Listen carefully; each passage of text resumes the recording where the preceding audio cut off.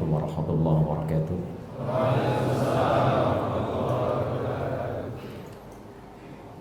Alhamdulillahi wa kafa. Wassalatu wassalamu ala rasulillahil mustafa wa ala alihi wa sahbihi wa man wafa. Amma ba'd.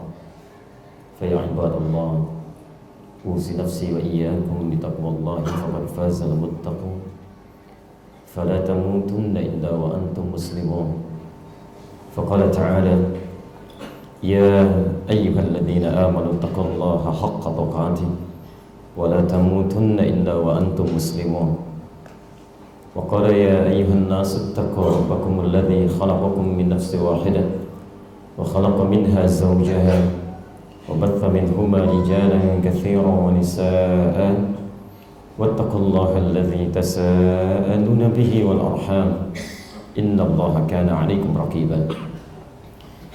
Saudara-saudariku, ikhwah sekalian, terkhusus para masyayikh, asatidzah, para ulama, Abangda Abdullah Saleh Al-Hadrami dan para asatidzah yang lain, kami bermohon pada Allah Subhanahu wa taala, semoga Allah Subhanahu wa taala senantiasa memberikan kesehatan, keberkahan dan juga rahmat dalam setiap ilmu yang disampaikan.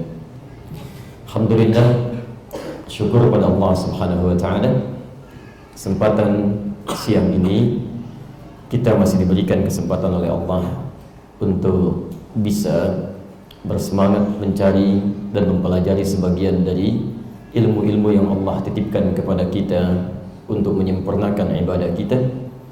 Dari sekian hamba Allah yang diberikan nikmat beraktivitas, Masya Allah, ternyata antum yang terpilih untuk diringankan langkahnya, dilembutkan hatinya, berada di rumah Allah ini. Tadi saya di perjalanan sampai dengan ke alun-alun Malang, melihat Masya Allah, ada orang yang mau beribadahnya salah saja. Dalam kosakata Al-Quran, mau musyrik saja begitu semangat.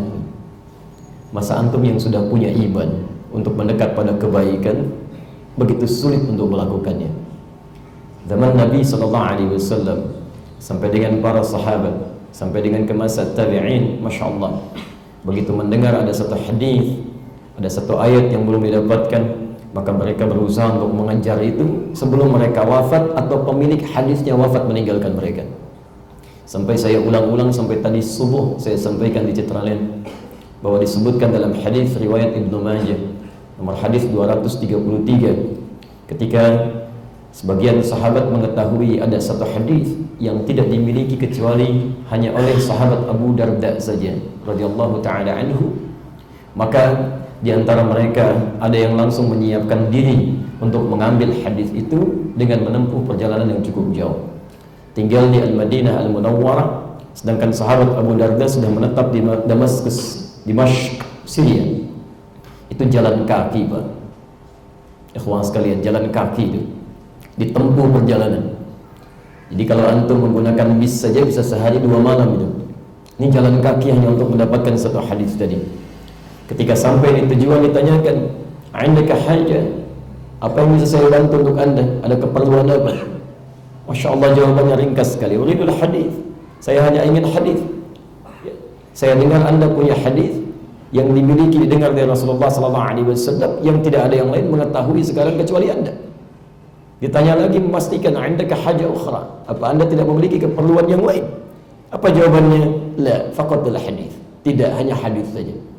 Maka Masya Allah, dibayar tuntas perjalanannya oleh Allah Subhanahu wa taala melalui hadis yang disampaikan tadi lewat lisan Rasulullah SAW.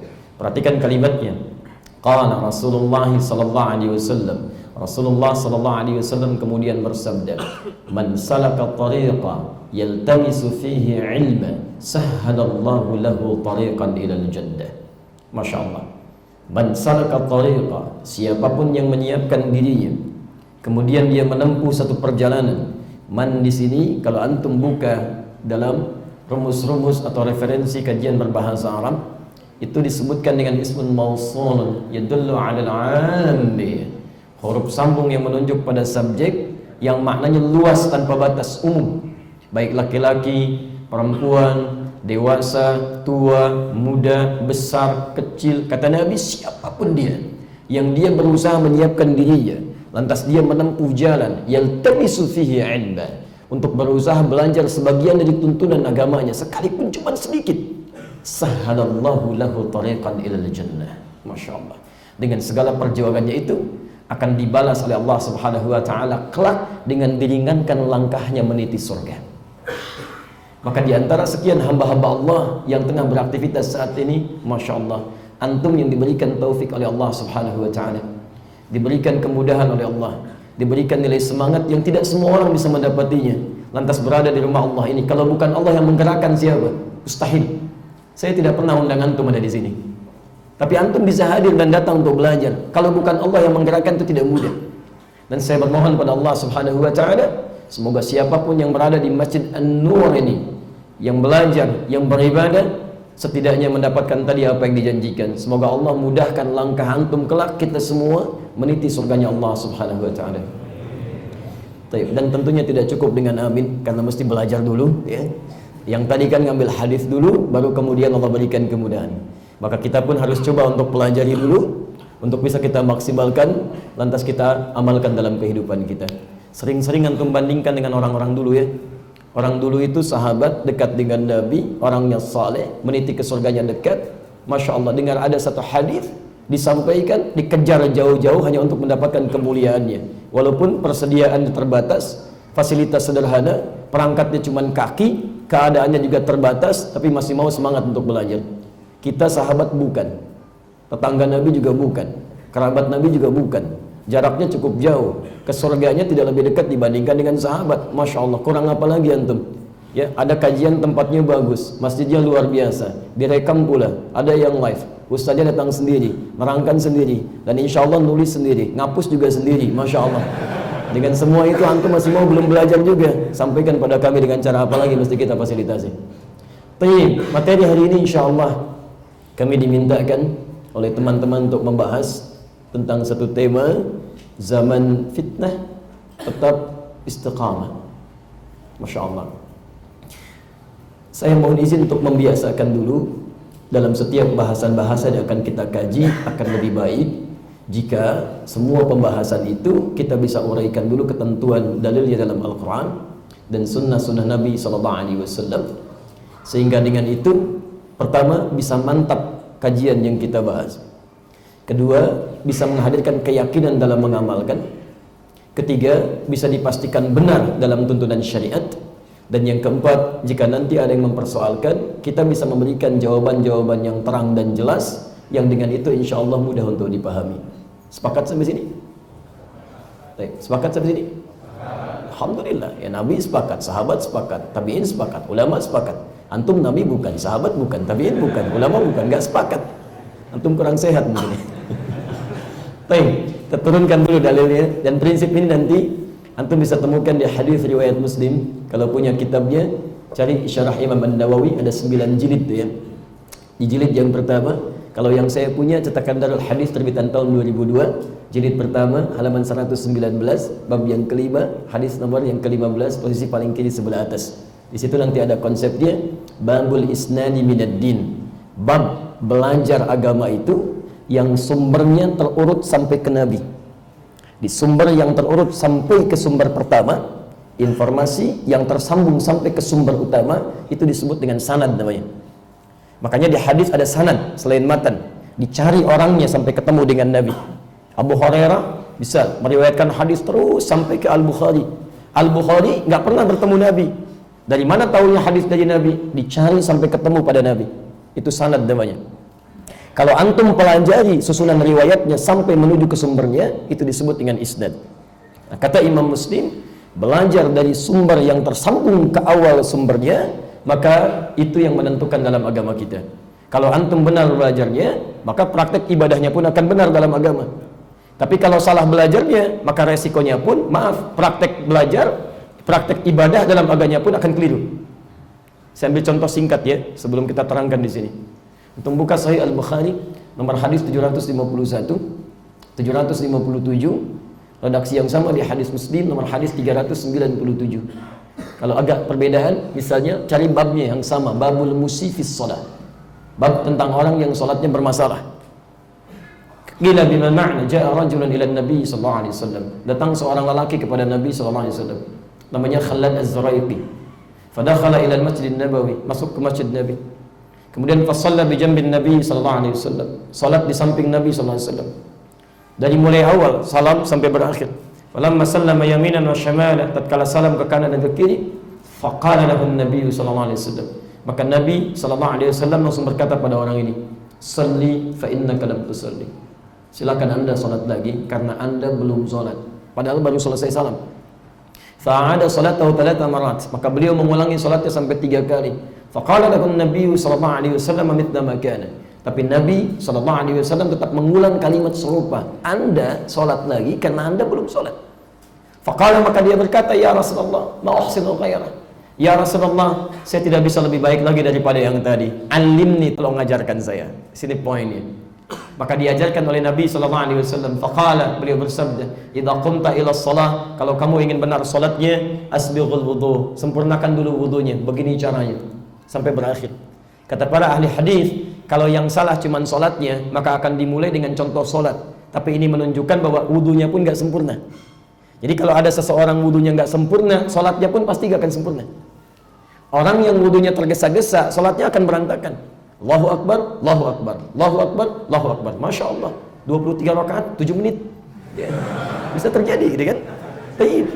Kemudian, apa yang terjadi? Ya, kemudian tsumastaqbila al-qiblah, lalu menghadaplah Anda ke arah kiblat. Lalu mulai bertakbir sampai dengan selesai salamnya.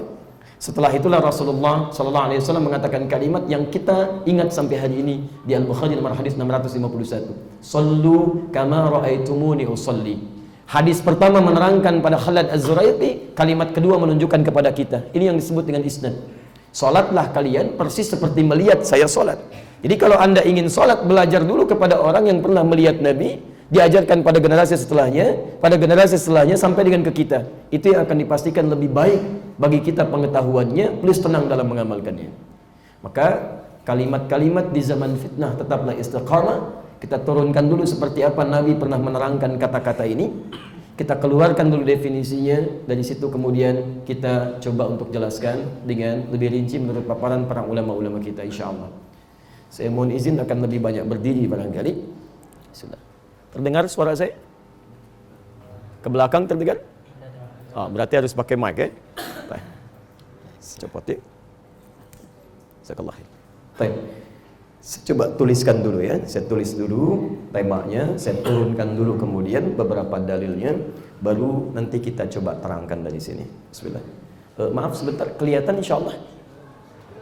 Belum ya? Halo, kelihatan? Belum ya, baik. Alhamdulillah. Belum Pak, belum saya tulis apa-apa. Belum. Bingung saya, yang mana yang kelihatan ya? Cuman ada 2 di Surabaya, satu di Lamongan, kedua di Malang ini ya. Yang belum saya tulis sudah kelihatan, Masya Allah. Zaman fitnah, Masya Allah. Ini yang saya terima judulnya, tetap istiqamah. Gak apa-apa, tidak mesti semua akan kelihatan. Mungkin yang di atas tidak nampak terlihat, insya Allah saya nggak hapus sebagiannya ya, nanti saya bacakan kembali. Kita turunkan dulu apa itu fitnah, supaya tidak bisa atau tidak harus bikin definisi sendiri. Hati-hati dalam agama, kita hindari mengarang. Karena mengarang cuma ada dalam pelajaran bahasa Indonesia. Di ilmu syariat tidak ada ya. Dan Nabi tidak menyukai itu. Di Al-Bukhari nomor hadis 1477, Nabi menyampaikan, "Innallaha kariha lakum talatah." Allah sangat benci dari kalian 3 hal. Yang pertama disebutkan qila wa qala, menyampaikan sesuatu dari sumber yang tidak jelas, hoax. Baik. Ya, kita turunkan. Satu, kita bahas dulu dari pengertiannya, dari bahasa Arabnya, kemudian baru kita turunkan dalil Qur'annya. Kita ambil misalnya yang paling kuat saja, Lisanul Arab karangan Ibnu Mandzur di bab fa ta kemudian nun, yang dituliskan kembali di Maqayis al-Lughah, Qais al-Lughah. Ini antum bisa lihat di bab yang keempat, halaman 472. Baik. Dan kita turunkan, nanti lihat entry-nya yang sama ya, fa ta dengan nun. Kemudian kita turunkan dari sini ke ayatnya 1, Quran surah ke-51 ayat 13 sampai 14, posisi paling kanan di sebelah atas, agak turun ke bawah ke tengah. Kemudian yang kedua, turunan ini dulu kita turunkan sebelum kedua. Quran surah ke-4 An-Nisa ayat ke-56, posisi paling kanan sebelah atas. Kemudian ada lagi yang lebih hebat, Quran surah ke-40 ayat 46 sampai 47, masuk nerakanya tanpa hisab. Quran surah ke-18 ayat 100 sampai 101. Alhamdulillah. Baru kita turunkan kedua, Quran surah ke-21 Al-Anbiya ayat 35. 3. Antum bicara fitnah, fitnah apa yang dimaksudkan? Karena Nabi juga pernah difitnah, gitu kan? Quran kita turunkan lagi, misal surah ke-5 Al-Maidah ayat 49. 4. Quran surah ke-9 At-Taubah ayat ke-47. Kemudian 5, kembalikan ke Quran surah ke-8 Al-Anfal ayat 73. Kemudian ada fitnah lagi yang sifatnya terlihat seperti baik tapi berbahaya. Ya, misal Quran surah ke-64 At-Taghabun dari ayat ke-14, dari 15 saja sampai ke-16. Kemudian ada juga yang lebih dahsyat, Quran surah kedua Al-Baqarah ayat 193, bisa mencapai ke pembunuhan. Bisa fitnah dari orang-orang munafik. Kita turunkan hadisnya saja, itu sudah ada ayatnya. Hadis riwayat Al-Bukhari. Kalau punya kitabnya, cari diambil Muslim saja. Muslim lebih tepat, ya, lebih jelas kalimatnya. Di Al-Bukhari masih umum. Kita ambil hadis riwayat Muslim. Nomor hadis ke-6. Kalau punya kitabnya, cari jilid pertama, halaman 111, bab yang keempat, hadis nomor 6, riwayat dari Abu Hurairah. Posisi paling kiri sebelah atas.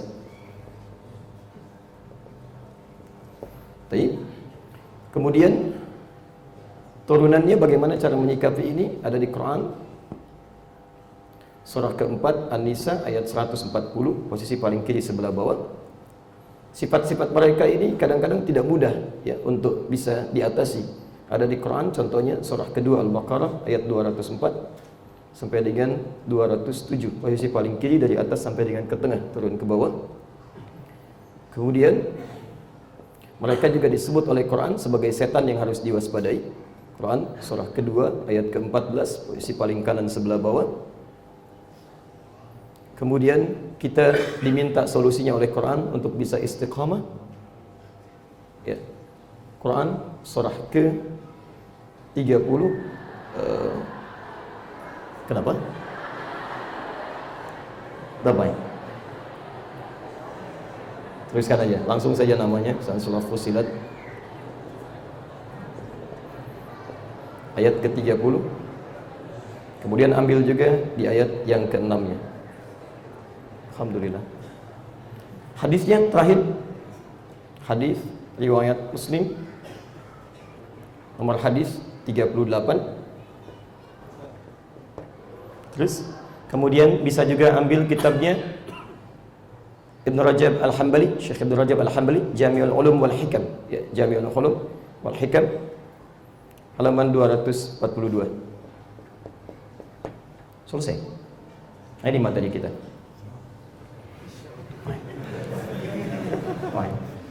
Jelas insyaallah? Belum saya terangkan ya. Kalau sudah jelas selesai saya pulang ya.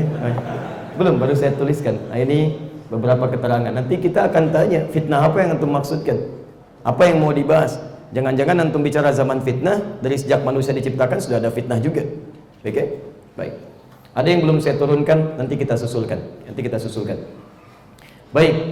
Bismillahirrahmanirrahim. Pertama kita mulai dulu apa itu fitnah.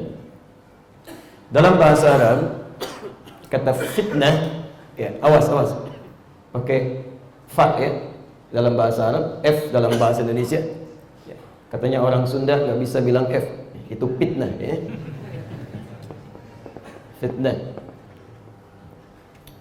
Kata fitnah dalam bahasa Arab kalau dikembalikan ke akar katanya dari kata fatana yastinu.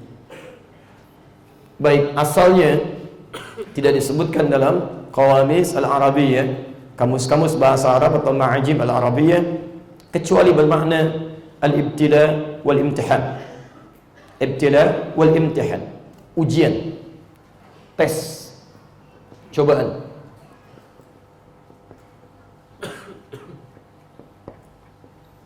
Al-ibtila atau al-bala wal imtihan.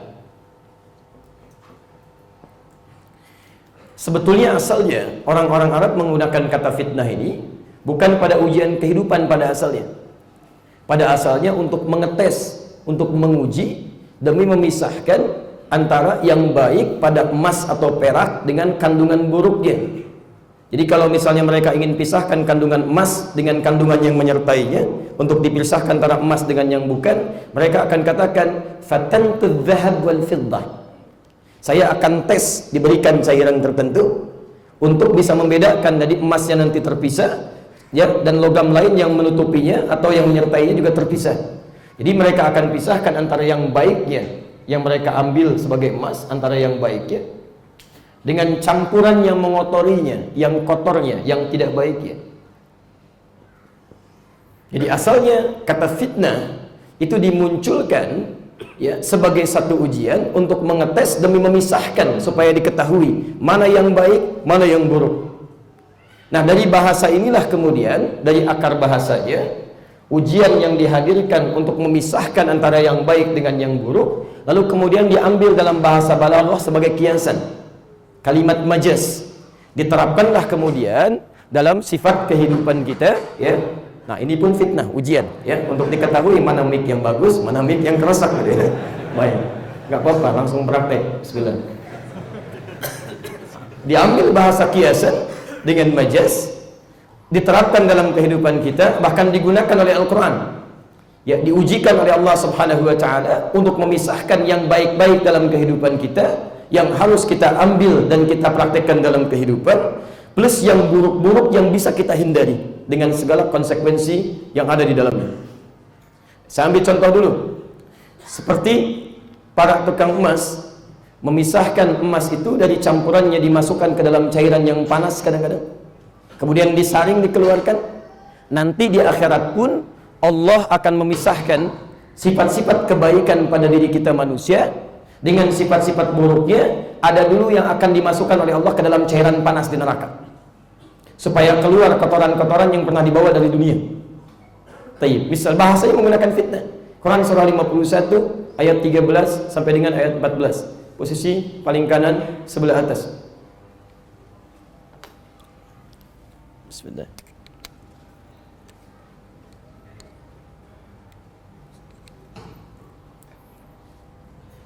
Yawmahum 'alan nari yuftanun dhuqu fitnatakum hadha alladhi kuntum bihi tasta'jilun.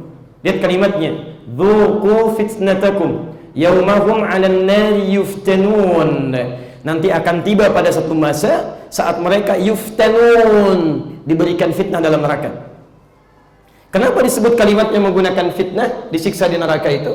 Ya. Karena saat di neraka ada orang-orang yang tenggelam selamanya di neraka, ada orang-orang yang sementara disiksa oleh Allah karena keburukan di dunianya.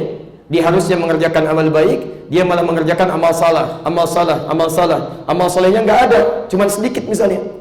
Maka ada di antara mereka yang akan dimasukkan oleh Allah ke neraka dulu untuk dibersihkan yang kotor-kotornya sehingga tersisa yang baik-baiknya. Maka dimasukkanlah ke dalam neraka, bahasanya menggunakan kata fitnah. Ya. Yaumahum 'alan nari yuftanun, ayat 13-nya. Ya, akan tiba satu masa mereka itu dimasukkan ke dalam neraka untuk dipisahkan yang jelek-jeleknya sehingga tampak yang baik-baiknya. Nanti disebutkan di Al-Bukhari di Kitabul Iman dari nomor hadis 19 sampai 24, posisi paling kiri di sebelah bawah. Nanti ada orang-orang yang dia punya iman sedikit dalam dirinya, amal solehnya sedikit, tapi harus masuk neraka dulu dan dibersihkan dulu kotorannya di situ. Ya, sampai gosong, sampai habis, kemudian baru sesuai dengan kadarnya diangkat, dia dimasukkan ke dalam surga. Tayyib, ini yang disebut dengan yaumahum 'alan nari yuftanun, dipisahkan yang jelek-jeleknya supaya didapatkan yang baik-baiknya.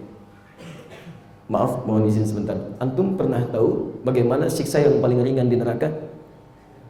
Jangan dikira gampang ya. Oh, berarti kalau saya punya iman nggak apa-apa ke neraka sebentar, kita masuk surga, gitu kan? Ada yang begitu, ada kalangan Yahudi mengatakan, saya kan kekasih Allah, dekat dengan Allah. Kalaupun dihukum di neraka paling sebentar, besok-besok masuk surga. Ada di Quran surah kedua Al-Baqarah ayat 80, posisi paling kiri sebelah atas. Wa qalu lan tamassana an-nar illa ayyaman ma'dudah. Mereka berkata, kami enggak akan dihukum di neraka paling beberapa hari aja. Tapi kalimatnya menggunakan mufrad, sifatnya nakirah, ma'dudah, bukan panjang. Ini menunjukkan bahwa mereka nggak bisa prediksi berapa hari, ya paling berapa hari. Tapi bahkan ada yang mereka menghitung, paling 1, 2, paling banyak 3 hari. Kalimatnya dijamakkan menggunakan alif, ma'dudat, di Ali Imran ayat 24, posisi paling kanan sebelah atas. Dzalika bi annahum qalu lan tamassana an-naru illa ayyaman ma'dudat. Kata mereka, paling masuk neraka sehari, 2 hari, 3 hari. Setelah itu masuk surga lagi. Maka diturunkanlah keterangan oleh Allah, kalau mau silakan. Sehari di akhirat nanti itu sama dengan 1000 tahun di dunia. Quran surah ke-32 ayat ke-5. Fi yaumin kana miqdaruhu alf sanatin mimma ta'udun. Masya Allah. Seharinya 1000 tahun. 1 detiknya 48 hari. Siksa paling ringannya ada di Quran surah ke-4 An-Nisa ayat 56, posisi paling kanan sebelah atas. Lihat kalimatnya. Innal ladzina kafaru bi ayatina.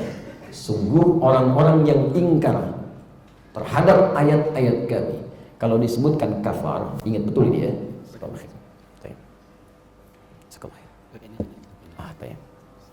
Maksud saya supaya mudah dilepas, diangkat ya. Perhatikan, kalau disebutkan kafar dalam bahasa Arab, termasuk nanti dalam bahasa Al-Quran, itu yang dimaksud bukan orangnya, tapi perilakunya. Awas, hati-hati ya. Kafar itu perilakunya, menggunakan bentuk fi'il. Innal ladzina kafaru bi ayatina. Kalau disebutkan perilaku menyimpang dari petunjuk Allah, itu artinya tidak hanya mencakup non-muslim, tapi juga orang Islam yang tidak mau mengerjakan perintah-perintah Allah.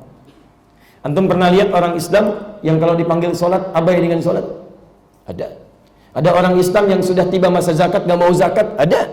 Itu disebut kafar. Dia tidak keluar dari Islam tapi mengerjakan perbuatan maksiat tingkat tinggi seperti non-muslim. Kalau ada orang kaya non-muslim gak mau zakat, dia gak beriman. Tapi kalau ada orang Islam sudah wajib kemudian dia menunaikan zakat, gak mau mengerjakan, seakan-akan kalimatnya ada nilai tegas di sini. Kamu kok seperti non-muslim aja gak mau zakat? Kafar. Quran surah ke-14 ayat ke-7. La'i syakartum la'azidannakum wala'in kafar. Nah, orang seperti ini kalau amal salahnya banyak, amal solehnya sedikit, dia dimasukkan ke dalam neraka. Paling ringannya, lihat kalimatnya, saufan nuslihin nara. Kami akan tarik ubun-ubunnya ke neraka. Dan nusli itu, nusli dalam bahasa Arab, nusli itu mencelupkan sesuatu dan narik lagi ke atasnya. Antum pernah bikin teh celup? Nah, teh celup itu kan celup, angkat, ya kan? Celup, angkat gitu kan ya? Baik, perhatikan kalimatnya. Kullama nadijat juluduhum. Begitu dicelupkan ke dalamnya, maka hancur lebur seluruh tubuhnya, termasuk kulit-kulitnya. Disebutkan kulit karena kulit indera perasa yang paling peka. Jadi begitu diangkat lagi, ya, baddalnahum juludan ghairaha. Masya Allah, diangkat sembuh lagi. Dimasukkan hancur lagi, angkat sembuh lagi. Sebab kalau diangkat hancur, dimasukkan gak akan kerasa. Jadi begitu dimasukkan, hancur, diangkat, sembuhkan lagi, masukkan, hancur, angkat, sembuh lagi. Sekali masuk, kalau 1 detik saja, itu sakitnya sama dengan 48 hari di dunia. Kalau mau coba silakan. Makanya ketika orang-orang Yahudi mengatakan demikian, jangan macam-macam. Dibersihkan kotorannya di situ 1 detik 48 hari. 1 harinya 1000 tahun. 3 harinya 3000 tahun. Itu yang disebut dengan yaumahum 'alan nari yuftanun. Dzuqu fitnatakum, ayo rasain tuh. Silakan. Fitnatakum, kalimatnya menggunakan fitnah. Jadi di situ bukan cobaan lagi, bukan ujian lagi, tapi ujian dalam konteks memisahkan yang kotor-kotor supaya diketahui yang baik-baiknya. Jelas sampai sini? Baik, kalau sudah dipahami sampai sini, maka sekarang kita coba turunkan dulu sebentar. Ya. Sebelum kita turunkan ke aspek yang lain untuk materi kita, nanti saya tanya di akhir antum pengen bahas yang mana, kan? Baik. Ini masih biasa. Masih biasa maksudnya kalau dia sudah bisa kotornya hilang, baiknya muncul, bisa diangkat ke dalam surga. Sepanjang tidak melakukan dosa-dosa besar yang bisa menutup semua amal salehnya, maka orang seperti ini akan bersama orang-orang kafir yang lain masuk ke dalam neraka jahanam. Yang siksanya bukan cuma saat dihisab, sejak masuk ke alam kubur sudah ditampakkan siksanya.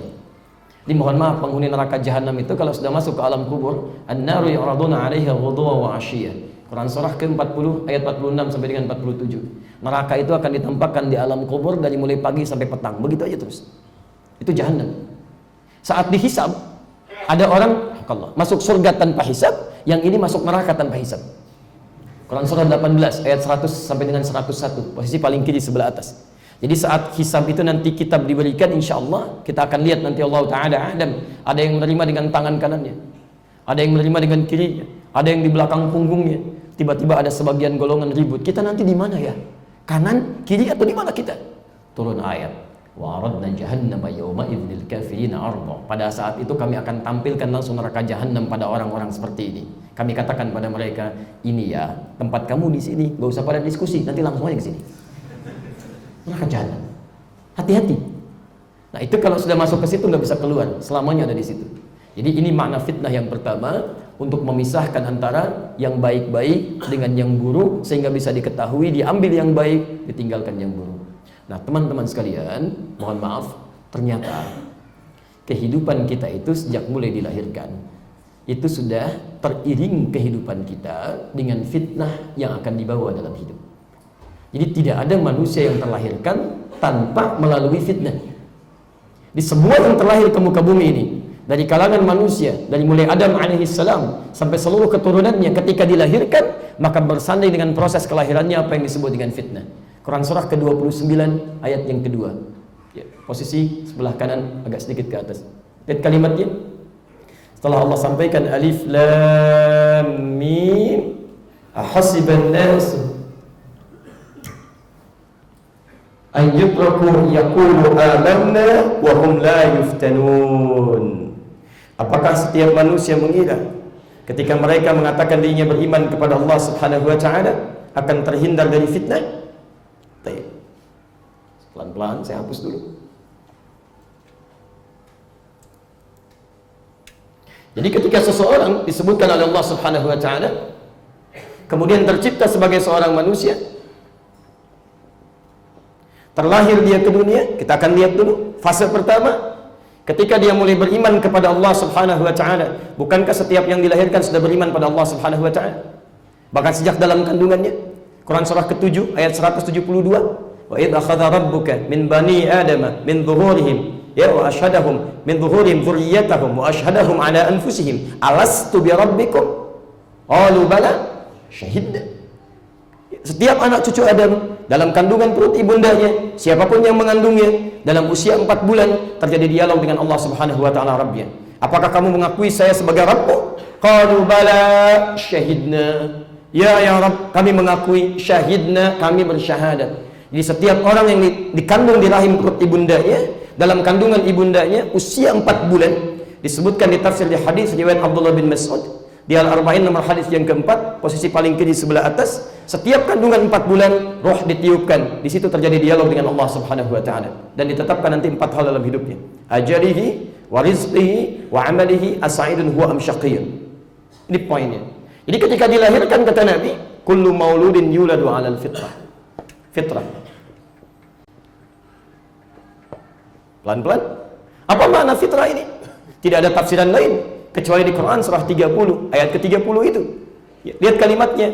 Fitrah di situ diartikan dengan ad-din. Aqim wajhaka lid-dini hanifa. Fitrah, fitratallahi allati fataran nasa 'alaiha. Di fitrah pertama ketika disebutkan dalam Al-Qur'an itu ad-din. Apa yang dimaksud dengan ad-din? Halo? Apa yang dimaksud dengan ad-din? Enggak usah ngarang ya, mumpung masih di awal-awal. Kalau belum tahu cukup katakan wallahu a'lam ya. Malaikat ditanya wallahu a'lam, sahabat ditanya wallahu a'lam. Antum malaikat bukan, sahabat bukan. Masya Allah, ditanya semua tahu, agak repot itu ya. Baik, apa artinya ad-din? Oh, Masya Allah, sudah usia begini belum tahu ad-din. Masya Allah. Antum siapa sebetulnya? Baik. Ad-din itu tafsirnya ada di Quran surah ketiga Ali Imran ayat 19, posisi paling kiri sebelah atas. Innad dina 'indallahil Islam. Islam. Yuk kita urutkan sampai ketemu kalimat iman sampai ke manusia. Kita urutkan dulu. Lihat, ad-din itu Islam. Fitrah disebut ad-din. Orang lahir ada dalam fitrahnya. Fitrahnya ad-din. Din itu Islam. Apa turunan Islam yang pertama? Hadis riwayat Muslim nomor hadis yang ke-8, babul muqaddimah, posisi paling kiri sebelah atas. Di Al-Arba'in nomor hadis yang kedua, hadis riwayat Umar bin Khattab radhiyallahu taala anhu. Ketika malaikat Jibril turun menanyakan kepada Rasulullah SAW, mal Islam? Jawaban pertamanya, antashhada an la ilaha illallah wa anna Muhammad Rasulullah. Syahadat itu iman. Jadi ketika seseorang sudah dilahirkan, terlahir di perut ibundanya, kemudian dia muncul ke permukaan, Masya Allah, sudah melekat pada dirinya ujian, fitnah. Ini imma pada dirinya langsung, atau pada keluarga yang melekat di dalamnya. Makanya hati-hati, nanti antum akan temukan ayat di At-Taghabun, Quran surah 64 ayat ke-15 sampai dengan 16. Hati-hati, innama amwalukum wa auladukum fitnah. Jadi, begitu lahir kita sudah mendapatkan bala atau imtihan atau ujian yang menghadirkan sifat-sifat baik atau sifat-sifat buruk dalam diri kita. Jadi bersamaan antum lahir, sudah ada dalam diri kita ujian, ada nilai kebaikan, dorongan berbuat baik plus dorongan berbuat buruk. Dorongan berbuat baik itu yang disebut dengan nilai-nilai takwa. Saya turunkan dulu ya. Ini sifat-sifat takwa. Dorongan berbuat buruk itu yang disebut dengan fujur. Sumbernya dari nafsu. Quran surah ke-12 ayat 53, posisi paling kiri sebelah atas. Wa ma ubarri'u nafsi. Nabi Yusuf saja mengatakan, saya nggak bisa menyucikan diri saya karena ada nafsu. Innan nafsa la'ammaratun bisu. Sedangkan nafsu itu selalu mendorong kepada keburukan. Ada fujur di situ. Sumbernya dari nafsu. Lihat, makanya antum sampai dengan hari ini, sampai sekarang dari mulai lahir, itu begitu dihadapkan pada apapun selalu akan ada dua dorongan. Imam mengajak kepada kebaikan, imam mengajak kepada keburukan. Gak percaya silakan. Kalau adzan berkumandang, itu pasti dalam hati kita akan ada getaran. Allahu Akbar, Allahu Akbar. Cepat. Sudah adzan. Siap-siap sholat. Pernah begitu? Itu jiwa takwa. Begitu adzan selesai, tenang, baru adzan, belum komat. Sholat nomor 2, nomor 1 makan dulu, gitu kan? Masya Allah. Itu fujur nafsu. Keduanya ada. Quran surah ke-91 ayat 7 sampai 10. Wa nafsi wa ma sawaha fa'alhamaha fujuraha wa taqwaha. Wa nafsi wa ma sawaha, dan demi nafas yang telah sempurna diciptakan. Nafas itu kalau roh sudah masuk ke dalam fisik. Di roh itu unsurnya dari Allah langsung, ya. Quran surah ke-17 ayat 85, posisi paling kiri sebelah bawah. Wa yas'alunaka 'anir ruh qulir ruhu min amri rabbi, langsung dari Allah. Sedangkan fisik ini itu ada ikhtiar manusia. Ya, saat dikandung dia makan makanan, makan minuman, ada karbohidrat, ada protein, membentuk fisik. Dari sumber dari Allah, roh masuk ke dalam fisik. Kalau sudah menyatu dengan fisik, namanya dirubah jadi nafas. Bukan roh lagi, jadi nafas. Diserap ke dalam bahasa Indonesia menjadi nafas. Kalau rohnya sudah masuk, dia bisa bernafas. Nah, yang paling menarik, kalau roh ini sudah masuk ke dalam diri dan sudah menjadi nafas, maka ini mulai ditetapkan. Wa nafsi wa ma sawaha fa'alhamaha fujuraha wa taqwaha. Ini disebutkan 115 kali dalam Al-Quran. Nafsu disebutkan 115 kali dalam Al-Quran. Ini dibantu didorong oleh malaikat, ini dibantu didorong oleh setan. Yang ini malaikat disebutkan 88 kali dalam Al-Quran, setan disebutkan 88 kali dalam Al-Quran. 70 kali dalam bentuk tunggal, 18 kali dalam bentuk jamaknya. Jadi saya ingin terangkan dari awal dulu bahwa setiap kita yang terlahir itu sudah mendapatkan ujian fitnah. Ada keadaan yang baik, ada keadaan yang dorongan yang buruk pada diri kita. Antum pun silahkan keluar dari masjid, antum lihat sendal macam-macam tuh. Ada sendal bagus, ada sendal jelek. Begitu lihat sendal bagus, dorongan yang buruk akan bilang, itu bagus tuh, bagus. Tapi yang baik mengatakan, itu bukan punya kamu. Jadi kalau yang baiknya menang, ini yang akan tertekan untuk dipisahkan. Naik amal solehnya muncul, di situ antum mendapatkan bilangan-bilangan pahala. Tapi kalau yang ini yang dominan, itu yang celaka. Begitu keluar, mana sendal saya ya? Tadi taruh sini. Masya Allah, dicari. Oh, ini dia sendal paling bagus, dia pakai. Padahal dia masuk ke masjid, gak pakai sandal.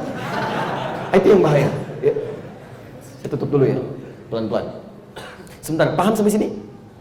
Paham konsepnya? Kalau belum paham, saya nggak akan teruskan dulu. Paham nggak? Jelas sih cuma? Alhamdulillah. Saya simpulkan sebentar. Jadi pertama, makna fitnah itu ujian yang menghadirkan sifat baik dan buruk. Ini melekat pada kita ya. Ujian yang menghadirkan sifat baik dan buruk.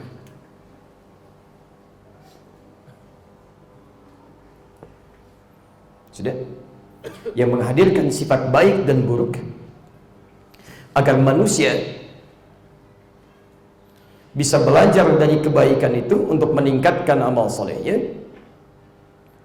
belajar dari kebaikan itu untuk meningkatkan amal solehnya, dan menghindari keburukan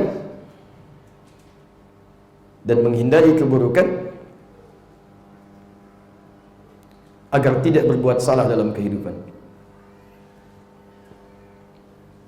Pelan-pelan.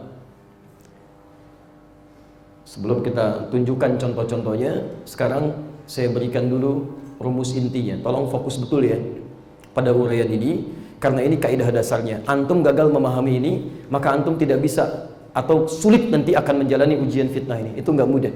Itu nggak mudah ya. Sekarang perhatikan teori dasarnya. Awas, hati-hati. Tolong fokus ya.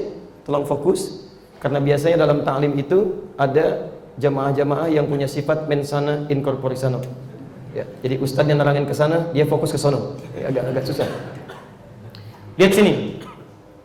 Tadi baik disebut dengan takwa. Buruk disebut dengan apa? Fujur, sumbernya nafsu. Kita turunkan. Lihat, perhatikan ya. Kedua hal ini oleh Al-Quran selalu dipasangkan, seakan-akan memberikan isyarat bahwa dua hal ini akan selalu bersanding dalam kehidupan. Selalu bersanding.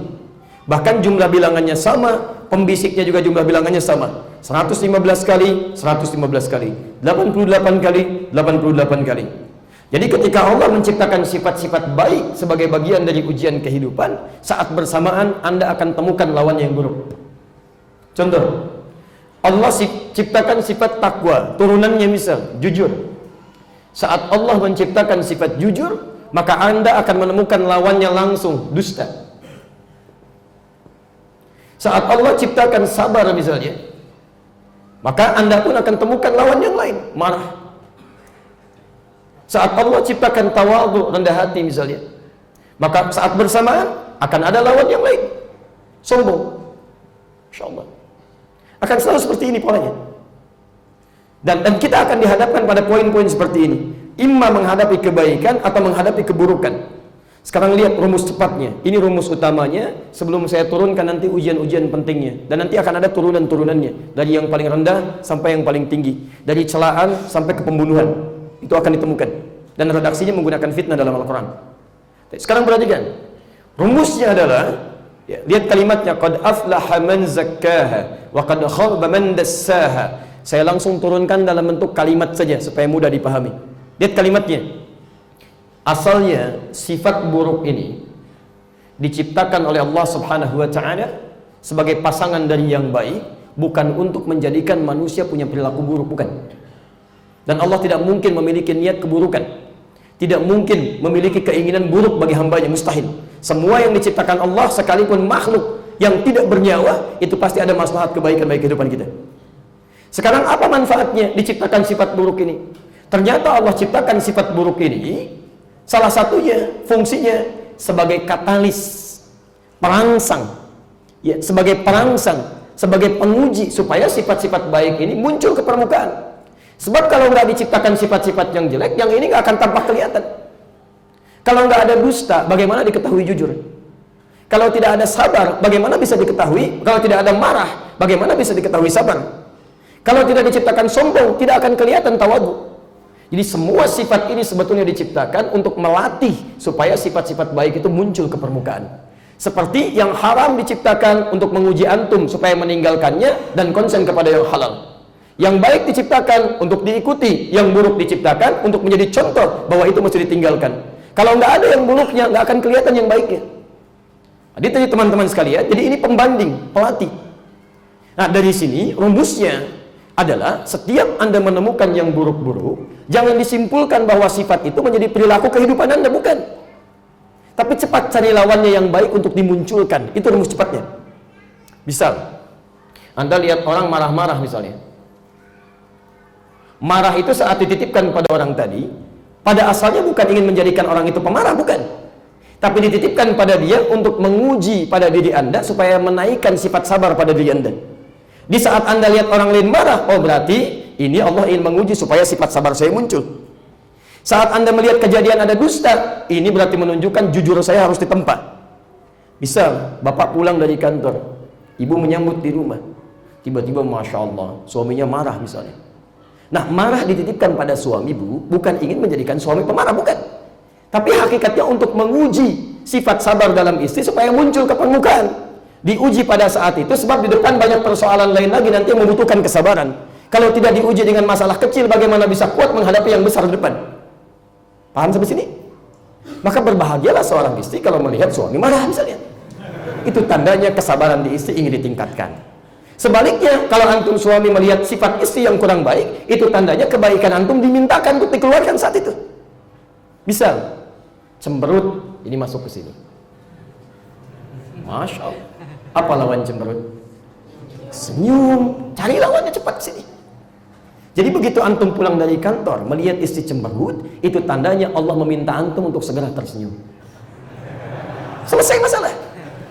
Begitu pulang ke rumah, lihat istri cemberut, Assalamualaikum. Masya Allah. Selesai masalah. Kayaknya kenal kita, Masya Allah. Masih umi bukan ya? Udah beres. Selesai. Yang jadi masalah kan ketika nafsu dilawan dengan nafsu, fujur dilawan dengan fujur. Lihat istri cemberut, antum malah marah. Kenapa kamu begitu? Emang kenapa? Nggak akan selesai. Nah, ini poinnya. Jadi kalau antum menemukan yang tidak baik dalam kehidupan, itu tandanya Allah menginginkan yang baik muncul pada diri antum. Itu yang disebut dengan fitnah. Di ujian, antara yang buruk-buruk dengan yang baik, ditampakkan yang buruk supaya kita sadar ada sesuatu yang terjadi di sekitaran kita, diminta supaya baik-baiknya muncul dari diri kita. Nanti ada tingkatan yang rendah-rendah sampai tingkatan yang tinggi-tinggi. Nanti kesimpulan besarnya, kalau di lingkungan kita sudah kelihatan banyak yang buruk, itu tandanya banyak yang baik belum muncul dari kita. Antum lihat ini buruk, itu buruk, ini buruk, ini buruk, itu tandanya banyak kebaikan yang belum kita munculkan. Allah sudah menghadirkan itu. Kalau semua keburukan sudah dimunculkan, antum belum mengeluarkan kebaikan juga, mesti seperti apa lagi Allah munculkan yang buruknya? Maka dari itu, mari kita lihat. Zaman Nabi SAW sudah ada fitnah. Sudah ada. Untuk menguji kesabaran Nabi SAW, memunculkan sifat-sifat baiknya. Ya, saya mulai misalnya perbandingan saja ya, dari Nabi Musa alaihissalam. Musa alaihissalam, musuh terbesarnya siapa? Fir'aun, Masya Allah. Antum kenal Fir'aun?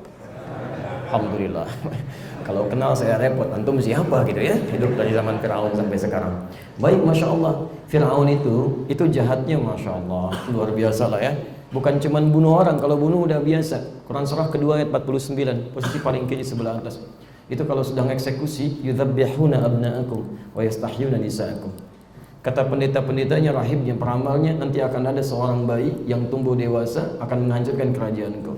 Apa yang dikatakan? Ayo diutus 2 jagal langsung. Satu mendampingi ibu yang sedang mengandung, yang kedua sudah bawa alat untuk eksekusi, pedangnya. Taib. Kalau lahir laki-laki akan diinfokan seketika, kalimatnya menggunakan zabaha. Di menyembelih itu ada 2 kata di Quran. Ada nahara, nun ha dengan ra. Ada zabaha, zal ba ha, ha kecil. Kalau nahara itu menyembelih dalam keadaan hewannya berdiri, objeknya berdiri, jadi nggak dijatuhkan. Makanya unta saat disembelih itu bukan menggunakan zabaha tapi nahara. Inna a'tainakal kautsar, fashalli li rabbika wanhar. Nahara di situ unta. Karena unta saat disembelih tidak dijatuhkan dulu. Walaupun kakinya diikat misalnya, tetap dia disembelih dalam keadaan berdiri. Tapi kalau hewan-hewan yang dijatuhkan dulu seperti sapi, kerbau, kambing, domba dan kerabat-kerabatnya, ketika dijatuhkan dulu, itu kalimatnya berubah dari nahara menjadi dzabaha. Ya, dzabaha. Kalau sekali dzabaha, yadzbah, dzabha, dzibha, itu artinya sekali sembelihan. Ya, jadi begitu digereskan sekali begini, selesai penyembelihannya. Selesai. Makanya Nabi mengatakan, "Idza qataltum fa ahsinul qitla wa idza dzabhtum fa ahsinudz dzibha." Kalau Anda mau sembelih, kata Nabi, itu baguskan sembelihan, jangan berkali-kali. Kalau bisa sekali begini. Makanya asah dulu. Ya, tajamkan dulu goloknya. Terus itu sunnah dan berlaku sejak zaman Nabi Ibrahim alaihissalam ketika diuji menyembelih putranya itu. Kemudian diganti kan Quran surah 38 dari ayat 100 surah 37 dari ayat 102 sampai dengan 109 itu. Ya itu kan tajamkan dulu pisaunya. Tajamkan dulu. Masya Allah. Dan itu pun adabnya dijauhkan dari binatangnya supaya dia tidak melihat keadaan yang bisa membuat dirinya terganggu. Jadi kalau antum mau jembeli, ya hewannya dijauhkan dulu, antum asah. bukan di depan hewan. Siap-siap ya, siap-siap, tidak. Antum jauhkan. Nah, itu sekali zibah namanya. Tapi kalau berkali-kali itu pakai tasydid. Dzabbaha yudzabbihu tadzbihatan. Berkali-kali gini. Perhatikan jahatnya pasukan Firaun ini. Makanya disebut dengan su'al adzab, siksa yang paling jahat itu. Ya, menggunakan kalimat yudzabbihuna abnakum. Yudzabbihun artinya begitu melihat bayi yang dilahirkan masih merah, itu langsung diambil, dibanting ke bawah, jatuhkan dan digorok berkali-kali di hadapan ibu yang baru melahirkannya. Su'al adzab wa yastahyuna nisa'akum. Kata-katanya pun luar biasa. Lontar sini, lontar sana, sarkas, celak sini, celak sana. Masya Allah. Apa yang terjadi? Ini kalau Firaun melihat begini, misal saya ilustrasi ya, itu rambut sudah nggak bagus tuh. Bukan nyuruh-nyukur, tolong pisahkan kepala dari badannya. Pisahkan. Kalimatnya begitu. Makanya Nabi Musa alaihissalam, ini kalimat yang indah. Nabi Musa alaihissalam ketika datang untuk berdakwah kepada Firaun, beliau memohon dulu kepada Allah Subhanahu wa taala. Perhatikan, diciptakan sifat kasar di Firaun supaya muncul kebaikan-kebaikan dari Musa. Apa yang terjadi? Ini yang paling indah. Ketika disebut togha, menyimpang, sarkas, kata-kata kotor, senang mencela, luar biasa kasarnya. Masya Allah, ayat ke-44-nya. Kasar diciptakan supaya lembut muncul. Lihat kalimat Qur'annya, indah sekali. Faqula lahu qawlan layyina la'annahu yatadzakkaru aw yakhsha. Maka katakan, dakwahi dia dengan penuh kelembutan. Mungkin dengan kelembutan itu akan sadar dia salah dengan kasar selama ini dan mulai ingat kepada Allah setelah merasa takut dengan Allah Subhanahu wa taala. Jadi kasar diciptakan untuk menghadirkan kelembutan, bukan sama-sama kasar, itu salah.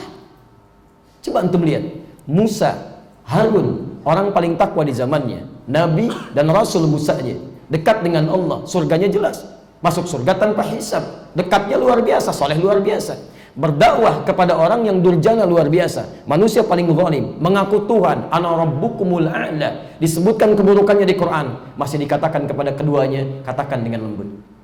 Antum tidak sesoleh Musa, tidak setakwa Harun, tidak sedekat mereka dengan Allah. Surga belum jelas sampai dengan siang ini. Amalan masih berantakan, hisab masih menegangkan. Berdakwah kepada orang yang tidak sejahat Firaun, kenapa mesti kasar? Ada yang salah di situ. Jadi ketika kekasaran diciptakan itu untuk menjadikan kita lembut. Makanya ketika Quran diturunkan penuh dengan kelembutan, yang kasar jadi lembut. Coba lihat, yang terpecah jadi menyatu, yang pemukul jadi perangkul, yang pencela jadi pecinta. Silakan lihat, semua berubah.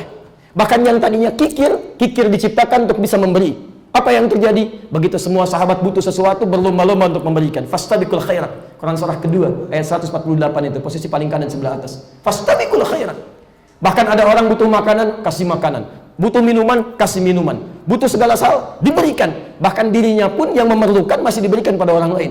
Quran surah 59 ayat 9 sampai 10. Wa yu'thiruna 'ala anfusihim walau kana bihim khassasah. Itu yang kita dambakan. Qurannya sama, hadisnya sama, nabinya sama. Kenapa hasilnya bisa beda? Ada yang salah dalam menyikapi fitnah ini. Ada yang keliru kita.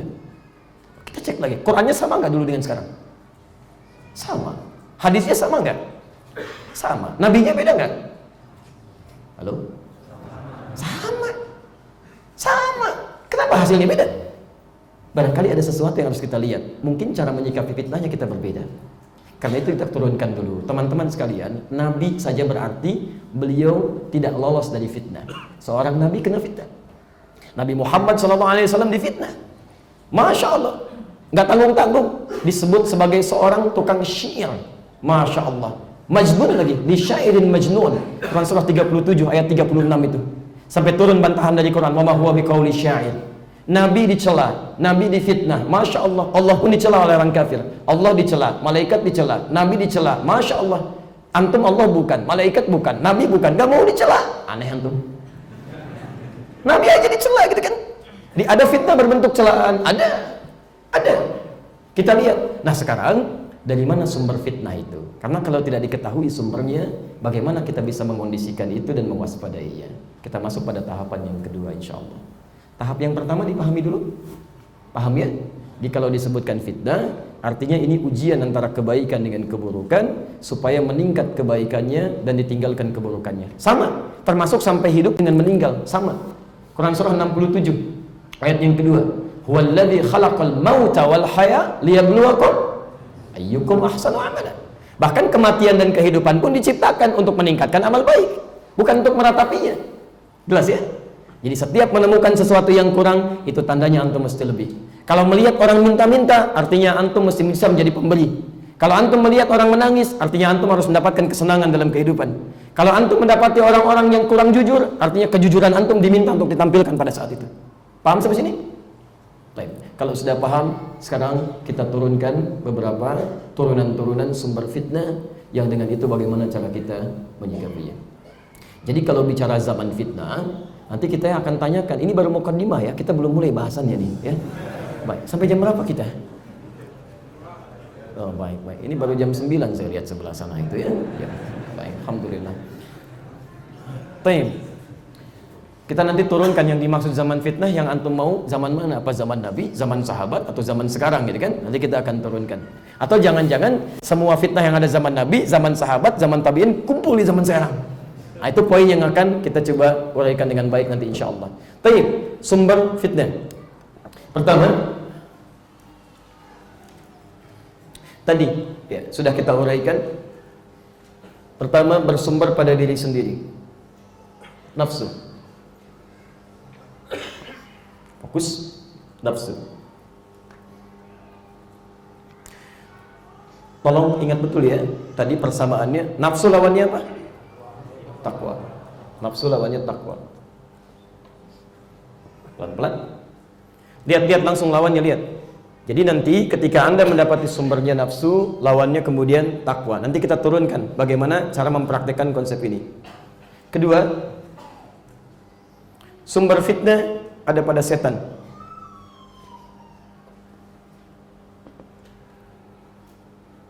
Pelan-pelan. Sumber fitnah ada pada setan dan dibagi dua. Setan dari kalangan jin yang nggak tampak, setan dari kalangan manusia yang tampak. Dalilnya Quran yang ini surah ke-12, surah ke-6 Al-An'am ayat 112, posisi paling kiri sebelah atas. Syayatin al-insi wal jin yuhi ba'duhum ila ba'din zukhrufal qawli ghurura. Dua. Yang ketiga kira-kira apa? Halo? Yang ketiga? Oh, nggak usah ngarang, nggak ada yang ketiga, cuma dua ini ya. Baik. Satu nafsu, kedua setan. Saya hapus dulu yang ini boleh? Ini sudah saya terangkan. Bismillah. Saya masih konsisten, tenang aja ya. Saya hapus sendiri, saya terangin sendiri, tenang aja. Bismillah. Ini nanti kita turunkan, yang ini belum. Nah, sekarang lihat, pertama sumber fitnah itu nafsu, dengan turunan yang telah kita tadi bahas secara panjang lebar. Nah sekarang setelah mengetahui sumbernya, fitnah yang pertama bersumber dari nafsu, saya terangkan dulu teori asalnya begini. Kenapa manusia nanti memiliki salah satunya nafsu? Teman-teman sekalian, saat Allah Subhanahu wa taala menciptakan makhluk-makhluk utama, ada makhluk yang diciptakan oleh Allah dengan sifat takwa saja, yang baik saja. Ini malaikat namanya. Ini malaikat. Karena itu malaikat dalam praktek kehidupannya, aktivitasnya, karena semua sifat-sifatnya baik, maka tidak punya peluang untuk bermaksiat kepada Allah Subhanahu wa taala. Hingga ada malaikat yang menyimpang, menunaikan tugas dengan baik dan gak akan tertukar tugasnya. Itu ada di Quran surah ke-66 ayat yang ke-6, At-Tahrim. La ya'sunallaha ma amarahum wa yaf'aluna ma yu'marun. Tidak mungkin malaikat bermaksiat kepada Allah dan akan mengerjakan tugas sesuai dengan tupoksinya. Jadi kalau misalnya malaikat maut, Quran surah 32 ayat 11, tugasnya mencabut nyawa, qul yatawaffakum malakul maut alladzi wukila bikum, itu sampai kiamat nyabutin nyawa aja begini, nggak akan pindah ya. Bisa dia melihat manusia menjengkelkan ya, nyabutin nyawanya nggak enak, saya kan, dia nggak akan tukar dengan yang lain. Jibril sini saya nggak enak lihat yang ini nih, bosan saya lihat nyawanya, kamu aja yang cabut, nggak bisa ya. Malaikat maut nyabutin nyawanya terus. Mikail ya terus saja menurunkan rahmat dengan izin Allah Subhanahu wa taala. Quran surah kedua ayat 98, posisi paling kanan sebelah atas di pertengahan. Terus saja Mikail menurunkan rahmat, malaikat maut mencabut nyawa. Jadi tidak mungkin bermaksiat, semuanya akan mengarah kebaikan karena bekalnya takwa. Karena itu antum jangan pernah memuji malaikat, nggak ada kerjaan. Hebatnya malaikat, emang hebat karena tidak punya potensi salah, selalu baik. Nah sekarang ini yang paling menarik. Ada lawan dari takwa tadi, nafsu. Ada makhluk yang hanya diciptakan oleh Allah dengan nafsu saja, nggak ada takwanya. Apa itu? Halo? Apa itu? Hewan.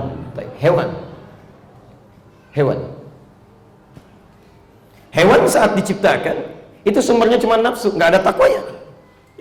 Makanya antum jangan kaget dan jangan heran kalau hewan seringkali instingnya mengarahkan kepada kesalahan. Itu selalu terjadi. Ya. Karena itu ketika hewan berbuat salah misalnya, antum jangan iseng mencela, nggak ada kerjaan.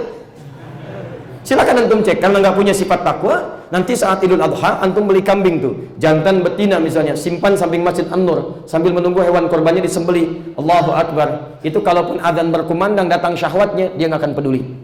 Baik dengar suara adzan ataupun samping masjid, ini karena nafsu yang muncul, nggak ada takwanya. Ya. Ayam misalnya, hati-hati. Anda sudah nyapu, ibu nyapu, sudah bersih, tiba-tiba lompat ayam, buang kotoran, nggak usah dicela. Dasar ayam ya emang begitu. Antum buang-buang energi kalau mencela binatang, ya nggak ada gunanya karena sumbernya nafsu. Nah, kalau kedua ini dipadukan, maka berubah namanya. Jadi apa? Nggak usah ngarang, nggak usah ngarang. Baik, pelajaran mengarang cuma ada di bahasa Indonesia. Lihat, berubah namanya menjadi bashar namanya. Bashar. Disebutkan 35 kali dalam Al-Quran dalam bentuk tunggalnya. Ya. Bashar. Saya tidak katakan manusia tadi karena manusia punya 5 nama. Nanti kita akan lihat. Kadang disebut bashar 35 kali, kadang disebut ins 18 kali di Quran, kadang disebut dengan insan 65 kali di Quran, kadang disebut an-nas 241 kali di Quran, kadang disebut bani Adam atau dzurriyyah Adam 7 kali dalam Al-Quran. Di sini nama khususnya terkait tema kita disebut dengan bashar.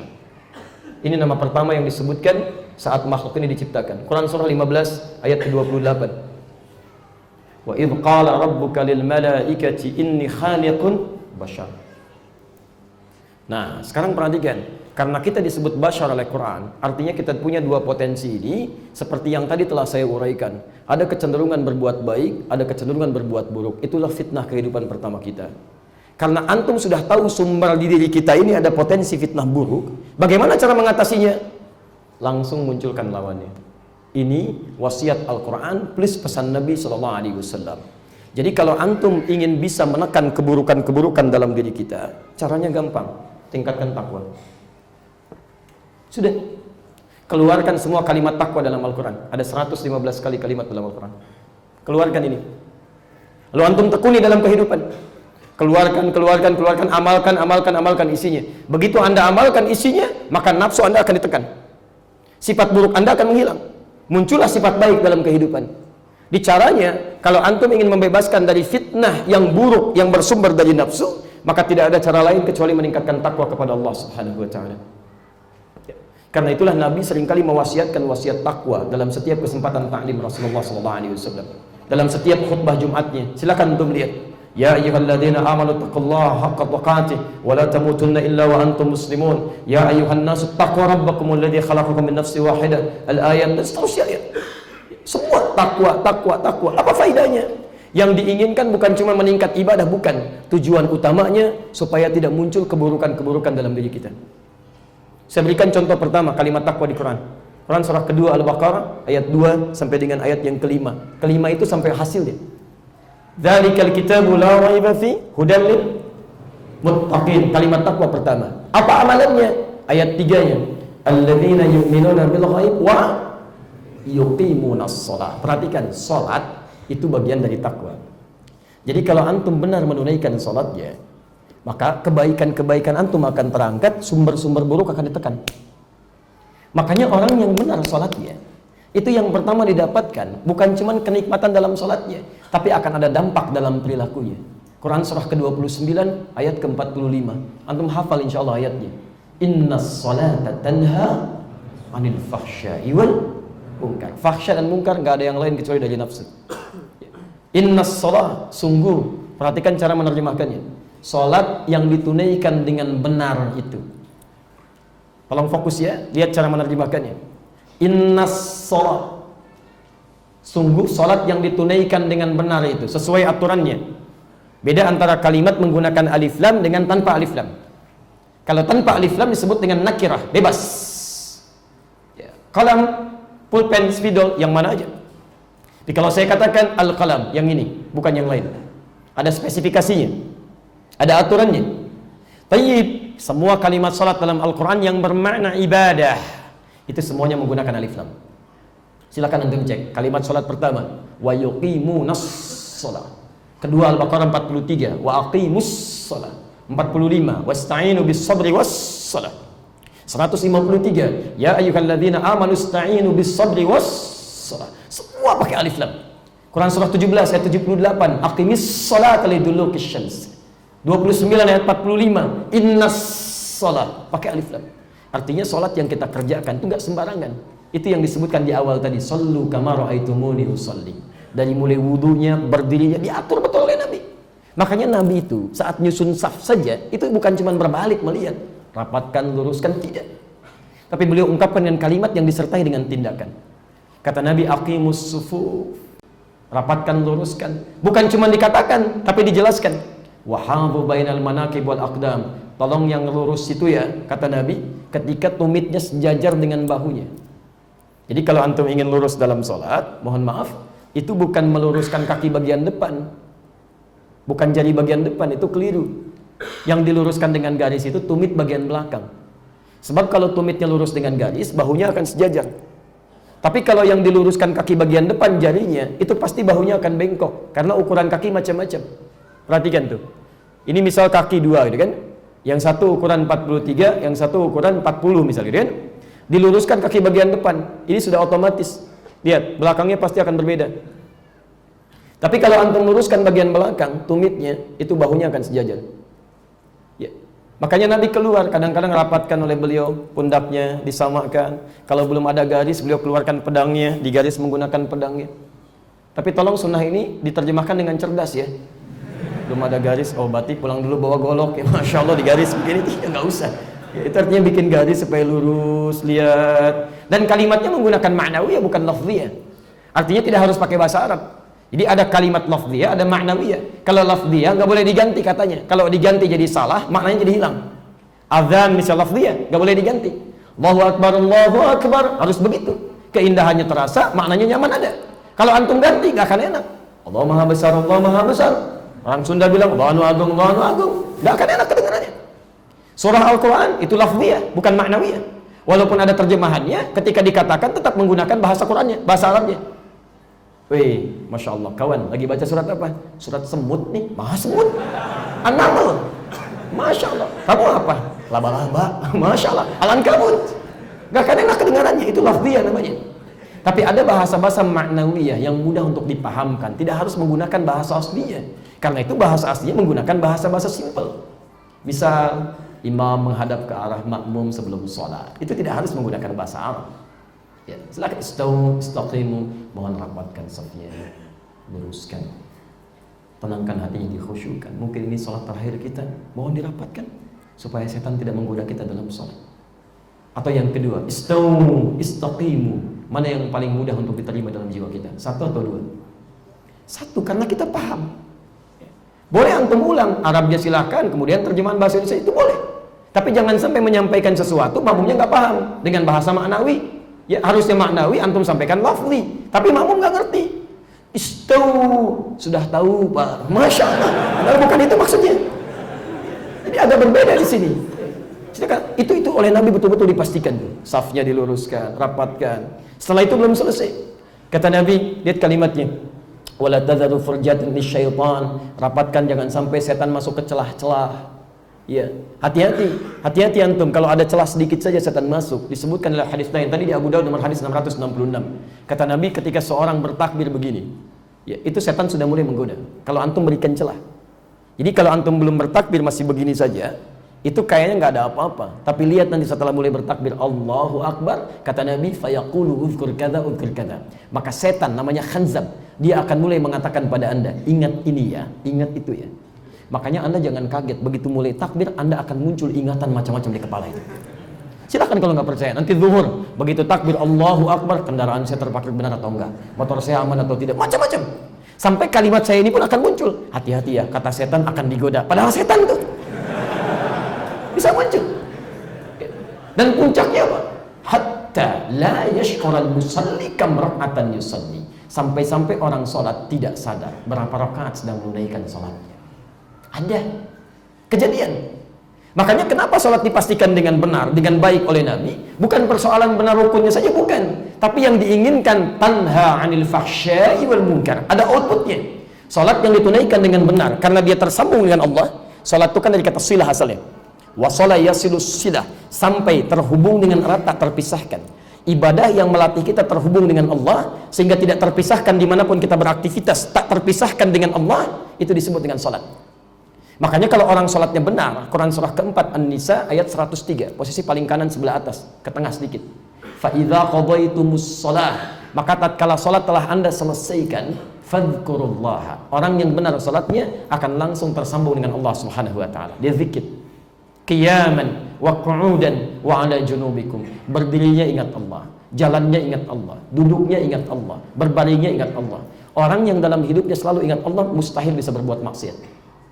Dia mau minum, dia ingat Allah, dia tidak akan sentuh minuman yang bukan haknya, dia tidak akan sentuh makanan yang diharamkan oleh Allah subhanahu wa ta'ala. Masya Allah, dia akan lihat, bahkan yang halal pun dia akan pastikan lagi. Ayam halal tidak? Halo? Belum tentu. Kalau dia matinya tidak disembelih, dia akan pastikan. Dia akan pergi ke satu negara, dia lihat ada ayam nih, tanya dulu ayamnya bagaimana, disembelih atau bagaimana. Kecuali kalau ayamnya disembelih misalnya, disembelih halal tidak? Nah, belum tentu. Kalau disembelihnya tidak menyebut nama Allah, Bismillahi Allahu Akbar, itu kan? Baru kalau sekiranya antum sembelih dengan menyebut nama Allah, Bismillahi Allahu Akbar, baru hukumnya jatuh. Belum tentu halal. Kalau yang antum sembelih ayam tetangga.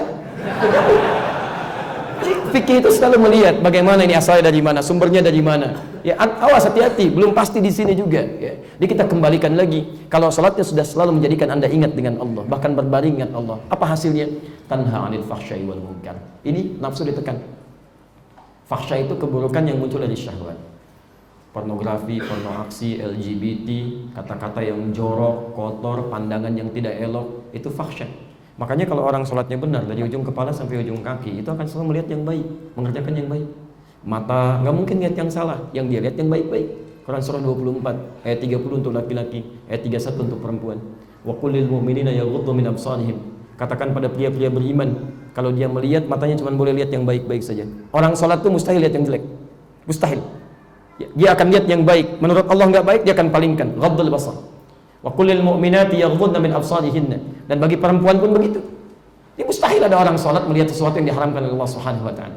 Begitu nggak sengaja dia lihat, misalnya dia buka handphone ada gambar masuk, tek, dia akan palingkan. Bergegas dia istighfar. Bergegas dia istighfar. Quran surah ketiga 133, posisi paling kanan sebelah atas. Wasari'u ila maghfirah. Dan dia akan bersegera memohon ampunan kepada Allah Subhanahu wa taala. Dan bergegaslah minta ampun. Sara'a itu cepat tanpa mikir. Jadi begitu buka gambar gak bagus, dia palingkan. Astagfirullah. Salah, astagfirullah. Ada respon? Bukan dilihat. Astagfirullah. Itu bukan gak ada lepas namanya. Coba cek antum dari ujung kepala sampai ujung kaki. Sudah berapa kali menunaikan salat? Berapa kali berbuat salah? Sampai ke ujung kaki. Telinga hanya boleh dengar yang baik-baik, lisan bicara yang baik. Man kana yu'minu billahi wal yawmil akhir falyaqul khairan aw liyasmut. Sampai ujung kaki.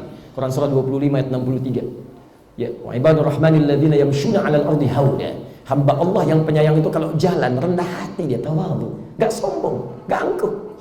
Dipanggil dia berbelok, disapa dia jawab. Masya Allah. Enggak ada ceritanya. Assalamualaikum. Biasa aja kali. Masya Allah jalan. Kadang-kadang enggak jawab padahal sesama muslim. Aneh itu, aneh. Karena perbedaan sedikit, beda pandangan, nggak mau saling sapa. Masya Allah. Saya pernah dengar itu di antara saudara kita dai itu kan tinggal di salah satu daerah Jawa Timur juga itu, Masya Allah. Ini pernah dengar cerita. Punya anak, anaknya sekolah kan di SD. Masya Allah, dengan teman-temannya. Itu sampai teman kita ini, akhwah kita, ustadz kita ini, itu nggak pernah, kalau Assalamualaikum nggak pernah dijawab. Padahal satu lingkaran juga. Oh, karena dianggap ini sururi katanya. Masya Allah, ini sururi. Yang lain salafi, sunni. Assalamualaikum, gak dijawab. Assalamualaikum, gak dijawab. Celakanya diwariskan tuh pada anak-anaknya. Kelas 1 lawan kelas 3 SD. Ketemu, gak mau jawab juga. Anak yang orang-orang ini gak mau sapaan sama anak ustadz ini. Disebutkanlah, kamu sururi katanya. Masya Allah. Mengadu kepada uminya. Begitu datang, Ummah katanya. Apa itu sururi, apa itu salafi? Kata teman-teman, saya sururi. Bilang sama teman kamu, saya sururi, kamu tengiri katanya. Masya Allah. Kenapa yang seperti ini turun sampai ke anak-anak? Dia nggak ngerti persoalannya. Itu mungkar. Mungkar itu keburukan yang lahir dari syahwat perut dan akal. Berdusta itu mungkar, berbohong itu mungkar, mencela itu mungkar, berselisih itu mungkar.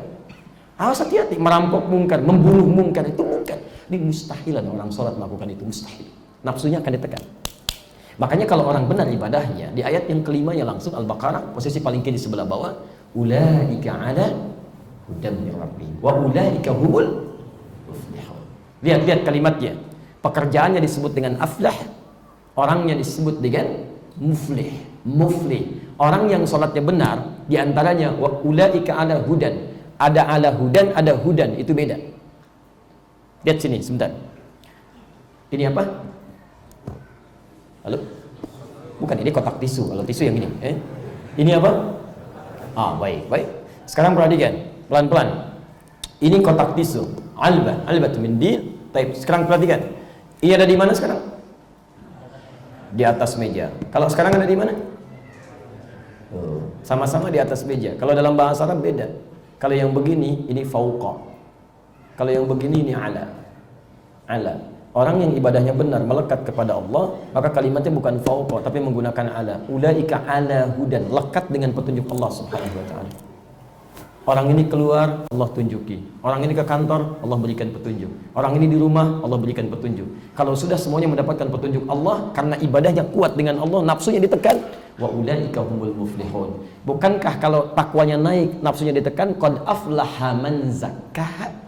Aflah perbuatannya, orangnya disebut dengan muflih. Bagaimana bisa aflah? Tunaikan salat dengan baik. Wa ulaika humul muflihun. Jadi yang pertama, kalau ingin terbebas dari fitnah, maka tingkatkan takwa kepada Allah Subhanahu wa taala. Jangan-jangan di negeri kita sekarang misalnya banyak tersebar fitnah karena orang-orang yang gak ada yang takwa. Segelintir kecil. Kalau takwa itu sudah muncul, keberkahan turun di muka. Quran surah 7 ayat 96. Kursi paling kanan sebelah atas. Walau anna ahlal qura amanu wattaqau la fatahna 'alaihim barakatin minas sama'i wal ardh. Kalau satu penduduk negeri itu mau beriman dan bertakwa kepada Allah, kami buka pintu keberkahan di langit dan bumi. Pintu keberkahan kami buka. Kebaikan, kenyamanan, ketenangan, macam-macam dan sebagainya. Cirinya gampang. Negeri yang berkah itu tenang, nyaman. Itu dua cirinya. Alladzi at'amahum min ju' wa amanahum min khauf. Kenyang kita, nggak sibuk dengan kelaparan, nggak kesulitan dalam ekonomi. Wa amanahum min khauf, dan tenang dari kegelisahan. Jadi kalau misalnya antum mendapatkan suasana gelisah, ini nggak tenang, nggak nyaman, macam-macam, mulai kesulitan dari makanan, macam-macam, ini naik, itu naik, sampai ada pernikahan maharnya pakai cabai keriting, masya Allah, karena harganya lebih mahal daripada emas. Wala quwwata illa billah. Saya terima nikahnya dengan 10 kilo cabai. Wala quwwata illa billah. Berarti ada sesuatu yang belum muncul. Nah, saat dimunculkan itu yang diinginkan bukan celaan, celak sini, celak situ, celak ini, celak. Bukan. Itu dimunculkan untuk menandakan takwa kita kurang. Bukankah dulu negara ini merdeka karena takwa? Ulamanya kumpul, mendekat kepada Allah, memohon kepada Allah, bersinergi satu dengan yang lainnya. Kumpul di Tanah Abang, di Krukut tahun 1905, membuat Jamiatul Khair, kumpul para ulamanya, dan terpecah dari situ. 1911 ada actionnya di situ. Ya, yang di Solo Kiai Haji Samanhudi mendirikan Syarikat Dagang Islam, mengumpulkan para pengusaha untuk bersinergi, saudagar-saudagar muslim. Di Surabaya, Haji Omar Said Cokroaminoto mengumpulkan para pemikir muslim, diberikan penjelasan-penjelasan di situ, kaidah-kaidah Islamnya. Setahun kemudian di Kauman Yogyakarta, Kiai Ahmad Dahlan mendirikan Muhammadiyah, ya, aspek pendidikannya. Ketika semua bersinergi, jadilah Indonesia. Jadi Indonesia. Coba lihat pembukaan Undang-Undang Dasar 1945 itu. Saya dulu pembaca Undang-Undang Dasar waktu kecil SD itu. Masih ingat saya sampai sekarang itu. Atas berkat rahmat Allah yang Maha Kuasa. Antum mau tafsirkan apa kata Allah di situ? Gak ada. Karena negara ini dibangun dengan dasar takwa. Bahkan Insinyur Soekarno itu tadi sampai pagi saya sampaikan. Beliau kan ketika akan proklamasi sakit. Sakit. Siapa yang memberikan ikhtiar obatnya? Dengan izin Allah, seorang muslim keturunan Arab Yaman, Syekh Faraz bin Marta, datang membawakan madu Yaman. Bukan cuma madunya, rumahnya diwakafkan. Antum tahunya di sejarah, proklamasi Indonesia dibacakan di Jalan Pegangsaan Timur nomor 56 jam 10 pagi 17 Agustus 1945. Rumah siapa itu? Rumah orang Islam. Syekh Farad bin Marta keturunan Yaman, yang ketika beliau kemudian hijrah ke Bogor, tinggal di Bogor, itu selalu dikunjungi oleh Syekh Soekarno. Saya masih mendapatkan salinan surat ucapan terima kasihnya, diketik rapi itu. Negara mengucapkan terima kasih. Bahasanya negara. Negara Indonesia berterima kasih. Nilai apa itu? Takwa. Jadi kalau kita tidak mendapatkan nikmat ketenangan, kenyamanan saat ini misal di sekitaran kita, tanyakan pada diri kita dulu. Jangan-jangan banyak nafsu bertebaran, takwanya kurang meningkat. Maka mulai dengan diri kita. Di rumah perbaiki, mendekat kepada Allah. Demi Allah saya katakan, kalau benar kita memohon kepada Allah, Allahu Akbar, itu keindahan akan tercipta. Cipta enak, Masya Allah. Nikmat saya kira. Jelas itu pertama. Tapi takwa pribadi saja belum cukup. Karena ketika antum baik, ada satu musuh yang lain yang tidak akan membiarkan kita dalam keadaan baik. Itulah setan. Itulah setan. Maka kita coba uraikan untuk bisa mengurai tentang setan ini. Seperti apa gambarannya. Saya mohon izin dulu sebentar untuk kita coba bagi waktu sejenak. Ini akan dibuka sesi tanya jawab tidak? Oh, baik. Kita zuhurnya jam berapa? 42, seperempat. Ayo, ada lagi yang lain? Jamaah Masjid An-Nur di Kota Malang berbeda pendapat tentang waktu sholat zuhur. Ada yang mengatakan 11.42, ada yang mengatakan 11.45, sementara jamnya baru jam 9. Masya Allah. Baik. Ayo kita teruskan dulu sebentar ya. Baik, kita coba berhenti nanti 10 menit, 15 menit ke depan. Setelah itu baru kemudian kita buka sesi tanya jawab. Kalau tidak ada, saya nanti teruskan dengan kondisi yang harus diwaspadai. Nabi meminta kita waspada dengan beberapa hal ini. Baik. Setan. Saya singkat saja ya, kalau nanti karena saya terangkan lebih lama, waktunya nggak akan cukup. Jadi nanti Anda lihat di kajian yang lain tentang fikih setan, nanti antum akan melihat dari mana sumbernya. Secara singkat begini. Setan itu nama sifat. Sifat dari kata syaitana. Segala hal yang menjauhkan seorang hamba dari ketaatan dan rahmat Allah Subhanahu wa taala. Dari ketaatan dan rahmat Allah Subhanahu wa taala. Jadi, saat ada segala hal yang membuat kita jauh dari Allah, itu sifatnya, keadaannya disebut dengan syaitana. Kalau melekat pada bendanya disebut dengan setan. Ini terbagi dua.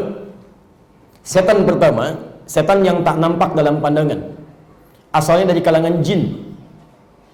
Pendahulunya disebut dengan iblis. Hati-hati. Jadi iblis ini kalangan setan pertama. Ya, iblis itu dari jin asalnya. Quran surah ke-18 Al-Kahf ayat ke-50. Posisi paling kanan di pertengahan, agak sedikit ke bawah. Wa idh qulna lil malaikati isjudu li adama fasajadu illa iblis kana minal jinn fafasaqa an amri rabbih. Jin yang bermaksiat kepada Allah Subhanahu wa taala berubah namanya jadi iblis. Nah, iblis ini dia belum menggoda Adam. Belum menggoda. Baru bermaksiat kepada Allah. Kenapa dia bermaksiat kepada Allah? Diungkapkan di lisannya. Supaya saat Allah hukumi, dia nggak protes lagi. Enggak kok ya Allah, saya nggak begitu. Ya. Maka ditanyakan kemudian untuk klarifikasi. Supaya didengar oleh para malaikat, diabadikan, diketahui oleh kita. Quran surah ke-7, Al-A'raf. Dari ayat 12 sampai dengan ayat 13-nya. Qala ma mana'aka alla tasjuda idh amartuk. Kenapa kamu nggak mau sujud kepada Adam sebagai penghormatan ketika saya perintahkan? Dimaksud ayat ini, saya nggak butuh dengan sujud kamu kepada Adam. Itu nggak penting. Yang penting ini perintah saya. Kenapa kamu nggak mau taat? Sama, kita pun sholat kepada Allah, Allah nggak butuh dengan sholat kita. Semoga bumi tidak sholat kepada Allah, tidak akan menurunkan status Allah sebagai Rabb. Yang butuh kita untuk ujian ketaatan pada Allah Subhanahu wa taala. Apa jawab makhluk ini? Lihat kalimatnya. Khalaqtani min narin wa khalaqtahu min tin. Ya Allah, tidak layak yang diciptakan dari api sujud hormat kepada yang diciptakan dari tanah. Rendah daripada itu. Pada levelnya. Makanya disimpulkan di Al-Baqarah ayat 34, Abah nggak mau sujud, istakbar, dia sombong. Abah wastakbar, dia sombong. Perhatikan, ketika dia sombong, kesombongan ini menutup keadaan dirinya.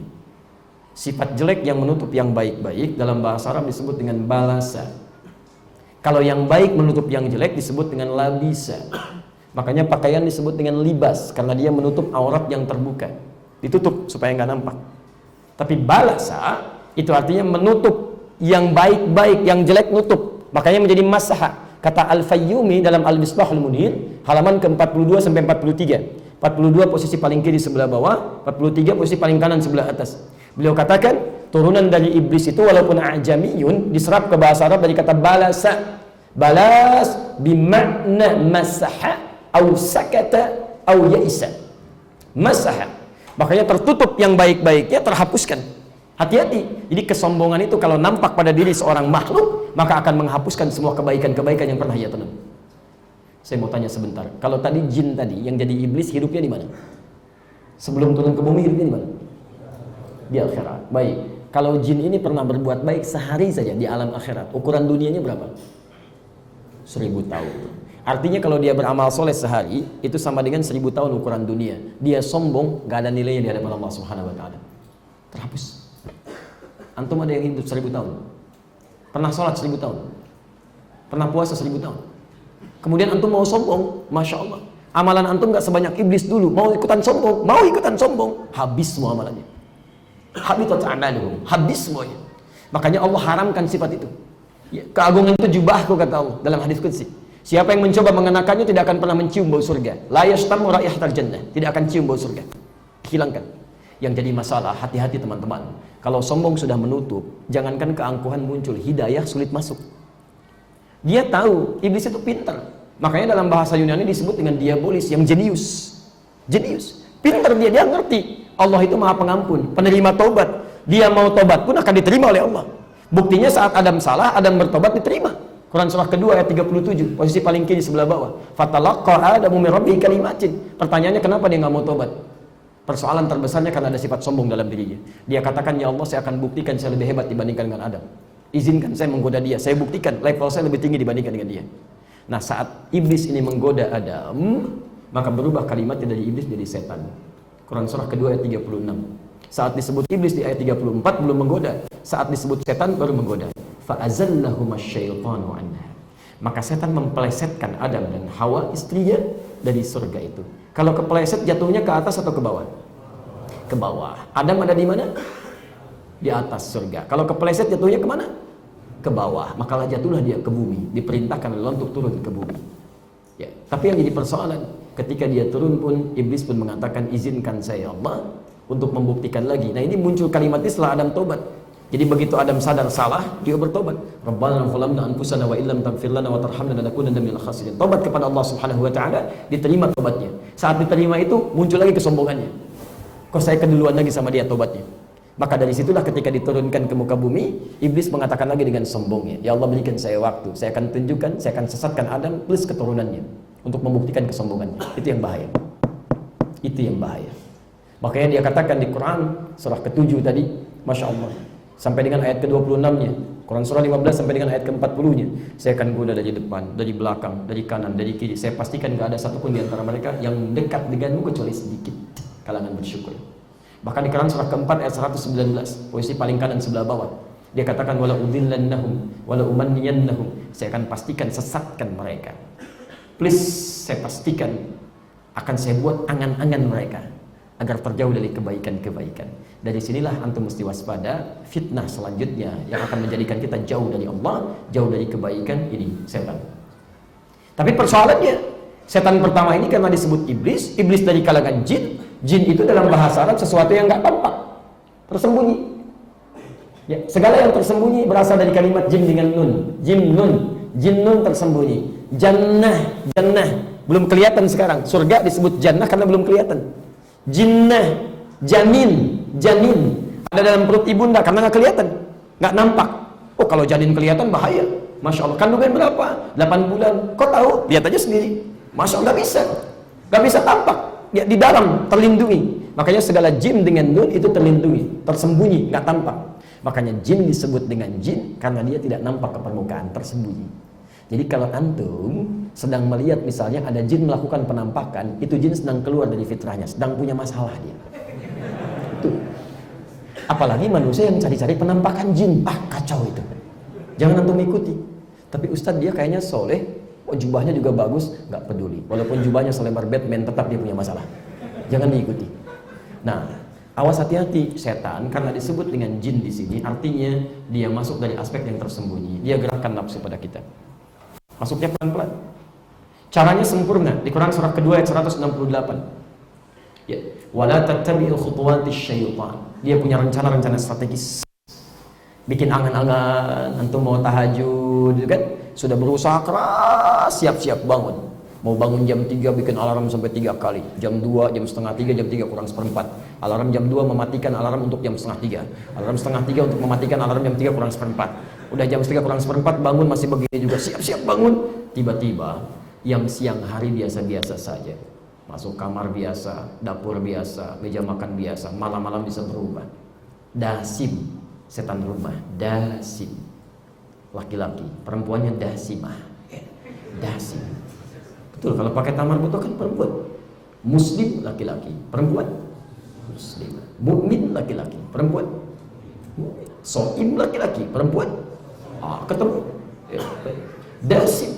Tiba-tiba datang malam-malam hari. Masya Allah membuat angan-angan. Begitu pintu dibuka, ada suara. Masya Allah, di kepala Anda terbayang. Rambutnya panjang, jubahnya putih, kan? Duduk di atas meja makan. Tiba-tiba muncul aura seperti itu, padahal tak ada sama sekali. Itu walau manniyanahu, diberikan tamanni, angan-angan dan sebagainya, baik yang sifatnya terasa baik ataupun buruk, itu bahaya. Hati-hati ya. Nah teman-teman sekalian, itu yang sifatnya syaitanul jin. Syaitanul jin. Nah bagaimana cara mewaspadainya? Ini saya akan berakhir dulu di sini. Antum keluarkan semua jenis nama setan dalam Quran. Ada 88 ayat. 70 ayat berbentuk tunggal, syaitan. 18 ayat berbentuk jamak, syayatin. Keluarkan semua nama setan di situ. Kesimpulannya nanti ada 9 jenis setan. Ada 9 jenis setan dalam bentuk jin tadi yang sangat berbahaya. Ada setan masjid menggoda orang sholat namanya khanzab. Dan dia kalau di masjid tugasnya 2. Satu menggoda DKM masjid, yang kedua menggoda orang-orang sholat. Hati-hati teman-teman DKM juga. Ya, seringkali akan dapat masalah. Kalau masjid belum dibangun itu semua bersemangat. Tapi kalau sudah jadi sering punya masalah. Karena tidak belajar fikih masjid dulu. Setannya bekerja di situ. Kalau yang digoda jamaah, yang satu pergi, yang lain datang. Kalau digoda DKM masjid, orang lain malas datang. DKM-nya aja begitu, kenapa ke masjid situ? Tak mudah gitu ya. Ada setan di rumah namanya dasim. Hati-hati. Ada setan misalnya yang melekat pada di mal-mal, di pasar-pasar namanya misut. Ada setan menggoda orang wudu namanya walhan. Ada banyak menyebar di kehidupan masyarakat kita. Hati-hati. Ada setan di tampuk kekuasaan, di kepemimpinan. Ada setan melekat pada harta benda. Ada semuanya. Antum keluarkan semua itu. Nanti cara mengatasinya, tadi lawannya setan siapa? Masih ingat? Lawannya setan? Malaikat. Keluarkanlah semua jenis malaikat yang ada, lihat ayat-ayatnya, di situ antum bisa pelajari. Itu cara mengatasinya. Kalau antum tidak pelajari semua itu, maka kadang-kadang tidak terasa bahwa keadaan kita sedang terjebak oleh setan yang tidak nampak. Jelas di sini? Baik, saya tahan sebentar. Saya berhenti dulu, kalau ada pertanyaan yang masuk saya jawab. Kalau tidak ada, saya akan tutup dengan jenis setan yang terakhir. Kita ini baru setengah bahasan, istiqomahnya belum kita bahas ya. Istiqomah itu gampang, cuma 5 menit selesai. Cuma 5 menit. Baik, saya mau tanya dulu, ada yang mau ditanyakan? Bismillah.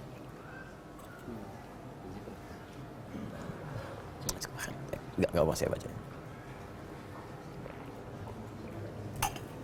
Alhamdulillah.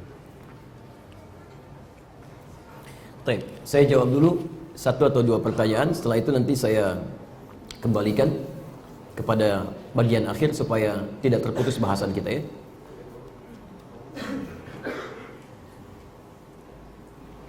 Waalaikumsalam warahmatullahi wabarakatuh. Pak Ustaz, berbicara mengenai akhir zaman, apakah ada khalifah yang akan berkuasa sebelum Al-Mahdi? Syukran. Waalaikumsalam warahmatullahi wabarakatuh. Tapi pembahasan ini sudah pernah saya sampaikan teman-teman sekalian. Sekarang banyak pembicaraan tentang akhir zaman, akhir zaman, akhir zaman. Anda harus paham betul bahwa ayat-ayat yang berbicara tentang akhir zaman, hadis-hadis bicara tentang akhir zaman. Saat Nabi diutus pun tuh zaman sudah semakin berakhir. Kiamat sudah semakin dekat. Nabi yang paling akhir siapa? Muhammad. Berarti ketika nabinya turun sudah ada di akhir zaman. Ya, sejak Nabi Muhammad SAW pun diutus oleh Allah Subhanahu Wa Taala, kita sudah berada di akhir zaman. Karena itu turun banyak ayat. Ya, misal di surah Al-Qamar ayat Quran surah 54 ayat pertama. Ya, iqtarabatis sa'ah. Ya, kiamat semakin dekat. Itu artinya apa? Ya, itu artinya masa-masa di akhir setelah Rasulullah SAW, waktu kita tidak banyak. Tapi ukuran Allah kan dengan ukuran kita berbeda.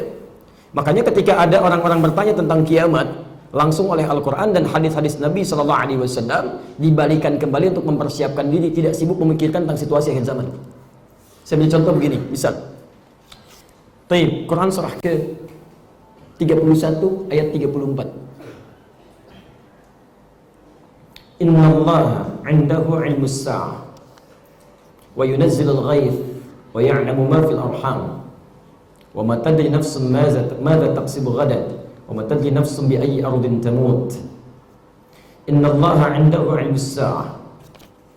Dan hanya Allah Subhanahu wa taala yang memiliki 5 hak prerogatif yang tidak dimiliki oleh makhluk lain dan tidak akan diinfokan pada siapapun kecuali tepat pada waktunya. Yang pertama kali ilmu sa'ah, pengetahuan tentang kiamat, akhir zaman, berakhirnya zaman. Tayyib, kalimatnya menggunakan sa'ah, padahal dalam Quran kalimat kiamat banyak.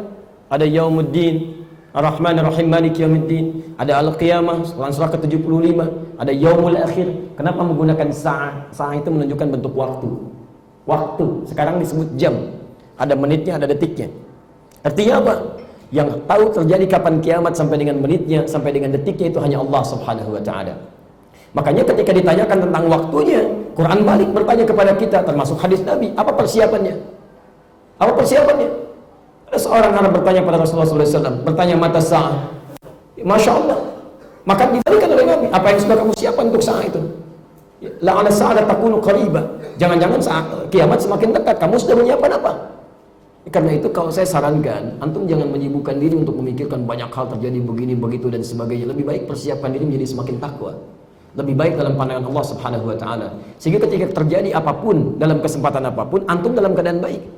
Makanya kata para ulama, kalau antum ingin selalu baik dalam kehidupan, bayangkan ketika berbuat salah seketika akan wafat antum. Karena kiamat terkecil itu adalah meninggalnya kita.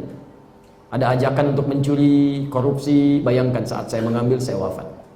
Karena itu ketika malaikat turun bertanya pada Nabi di hadis riwayat Muslim nomor hadis ke-8, bertanya mata sa'ah. Kata Nabi, mal mas'ulu anha bi'alam minas sa'il. Yang ditanya tidak lebih tahu daripada yang bertanya. Ditanyakanlah kemudian an amarati, apa tanda-tandanya. Nah, tanda-tanda ini mungkin yang dimaksudkan oleh penanya berikut ini. Ada tanda kecil, ada tanda sampai yang paling besar. Yang ditanyakan sampai yang terakhir tentang Al-Mahdi. Fasenya kan dibagi 5. Yang terakhir itu kembali kepada tuntunan Rasulullah SAW. Munculnya orang-orang baik, mulai mempraktekkan kehidupan sesuai dengan fungsi yang telah ditetapkan oleh Allah. Fungsi yang telah ditetapkan adalah khalifah.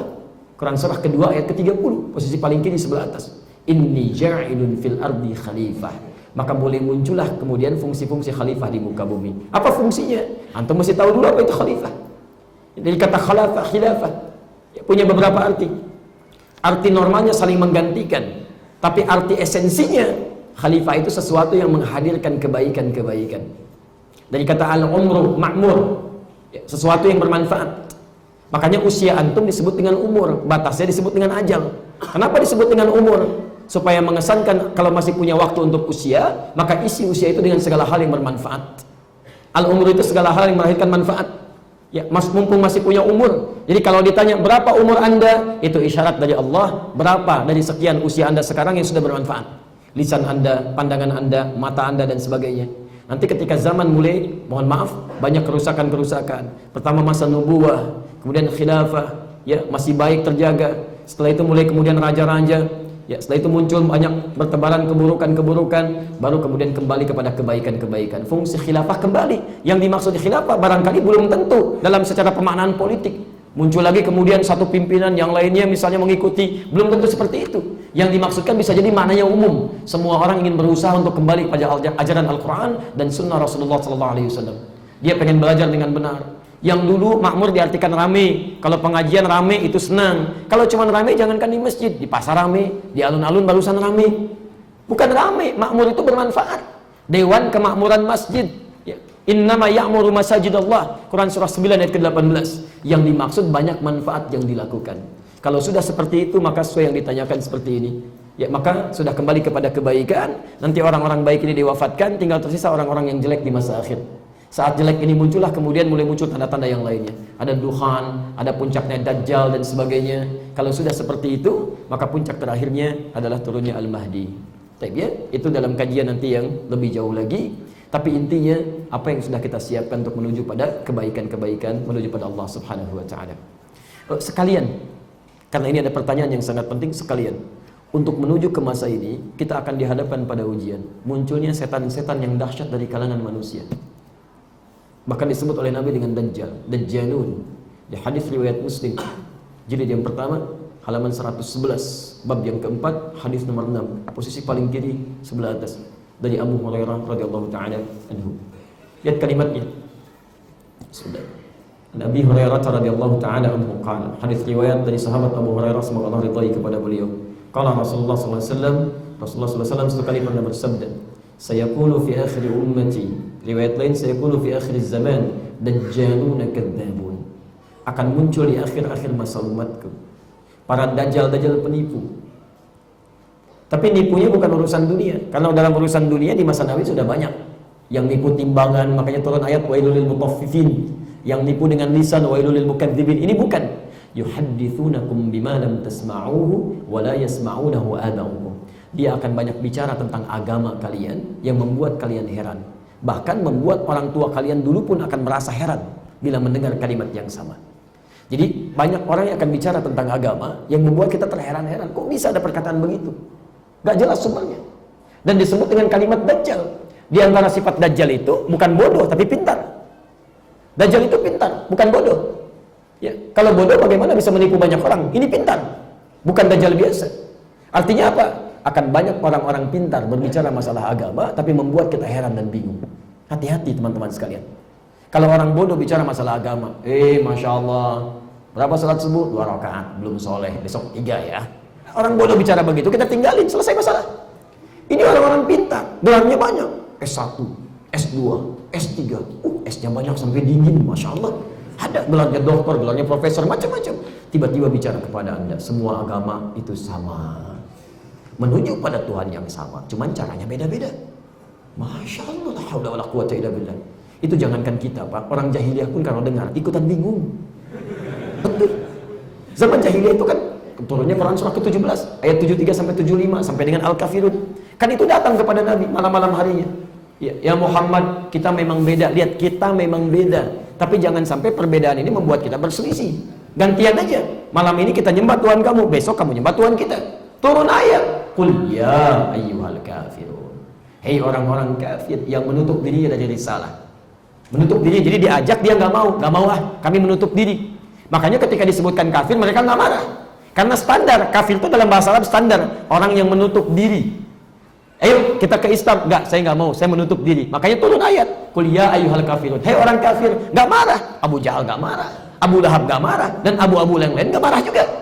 Silakan cek, qul ya ayyuhal kafirun. Hei kamu nyebut saya kafir, enggak. Mereka paham bahasa Arab, ngerti ilmunya, disebut kafir nggak marah, masya Allah. Jadi agak aneh kalau ada orang sekarang, orang Arab bukan, bisa bahasa Arab enggak, ngerti bahasa Arab juga tidak, disebut kafir marah-marah, masya Allah. Dia nggak paham. Itu Islam masih sopan. Di agama lain disebut domba-domba yang tersesat.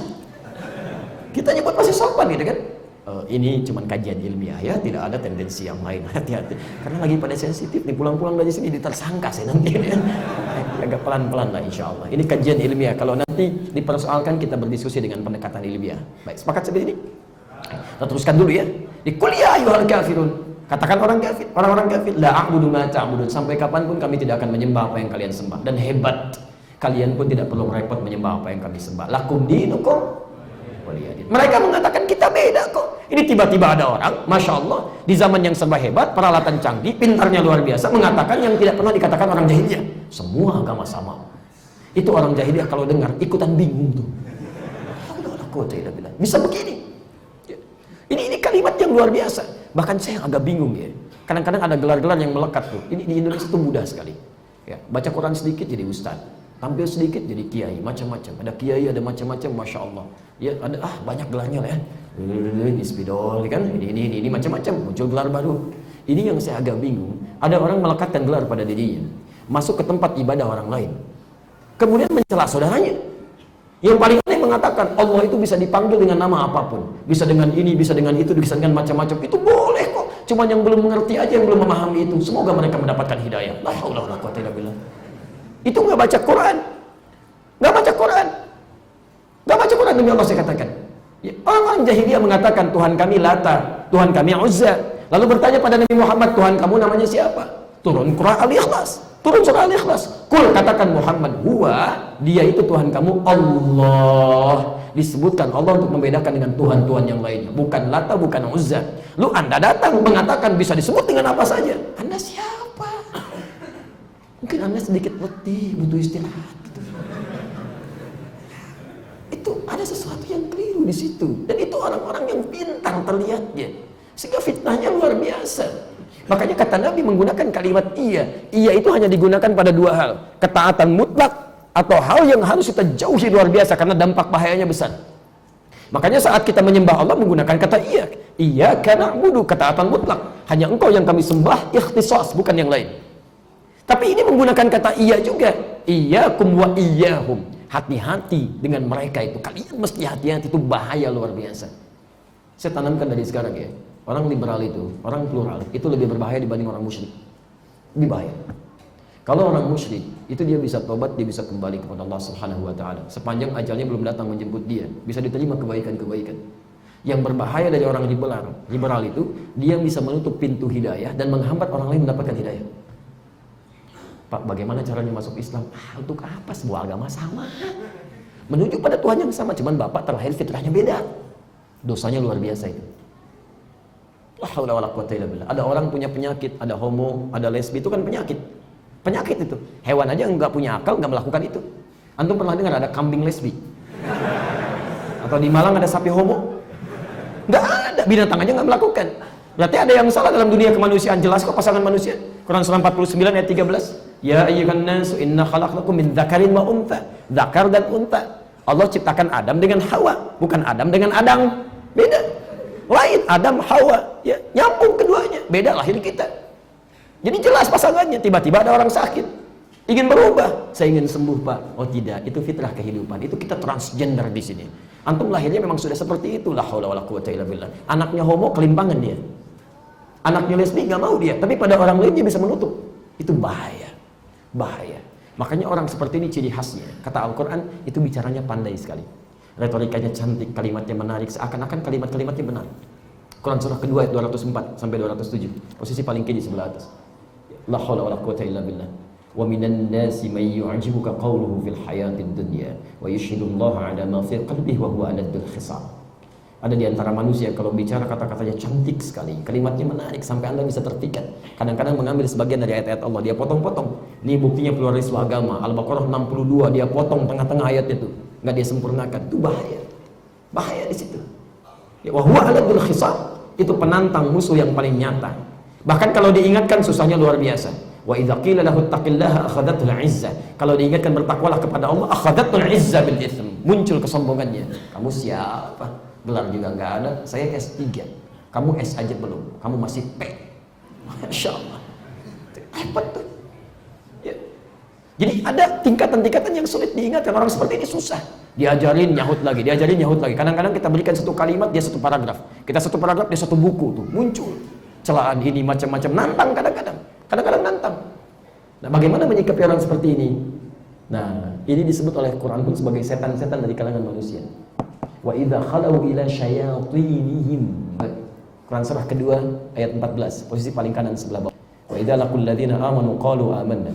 Kalau bertemu orang beriman, Masya Allah, kayak paling alim. Kami pun beriman, sama-sama kami beriman. Kami berguru pada para ulama juga, guru kami para masyayikh juga. Saya sudah haji juga, Masya Allah. Stokrohnya juga haji, mufti bab Latvia, Masya Allah, tapi tetap kafir dia. Dan banyak orang munafik.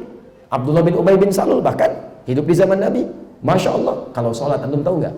Abdullah bin Ubay bin Salul itu kalau sholat, safnya di belakang Nabi langsung. Tapi kalau sudah selesai, Allahu Akbar, langsung mulai provokasinya. Muhammad dicari perhatian aja katanya. Masjidnya mulai ramai, kita bikin masjid baru. Datang kepada Nabi, proposalnya bagus. Ya Rasulullah, ini masjid mulai ramai, sudah semakin sempit. Izinkan kami membuat masjid baru ya, supaya bisa terkonsentrasinya lebih baik lagi. Dibikin masjid dirar. Ketika dibikin, ternyata mau makar di situ. Mau makar, kita bikin kekuatan baru. Dihancurkan perintah Allah. Kalau antum main nanti ke Madinah ya, umrah, saya sarankan jangan banyak main yang tidak tepat ya. Cari yang bisa meningkatkan keimanan. Itu di samping Masjid Dirar, di luar itu ada orang jualan arang sampai hari ini. Disampaikan oleh kerabat kami itu, ketika ditanya dari mana arangnya, ternyata ditunjukkan ke bekas masjid yang dibakar itu. Dari situ ngambilnya. Jadi dampak munafik itu melintas zaman, bahayanya luar biasa. Tapi Nabi bagaimana menyikapinya? Beliau sikapi dengan tenang. Nanti kita turunkan ayatnya bagian terakhir saat kita tutup. Indah sekali. Nabi tetap bergaul supaya tidak menimbulkan salah persangka dari orang lain karena punya kedudukan.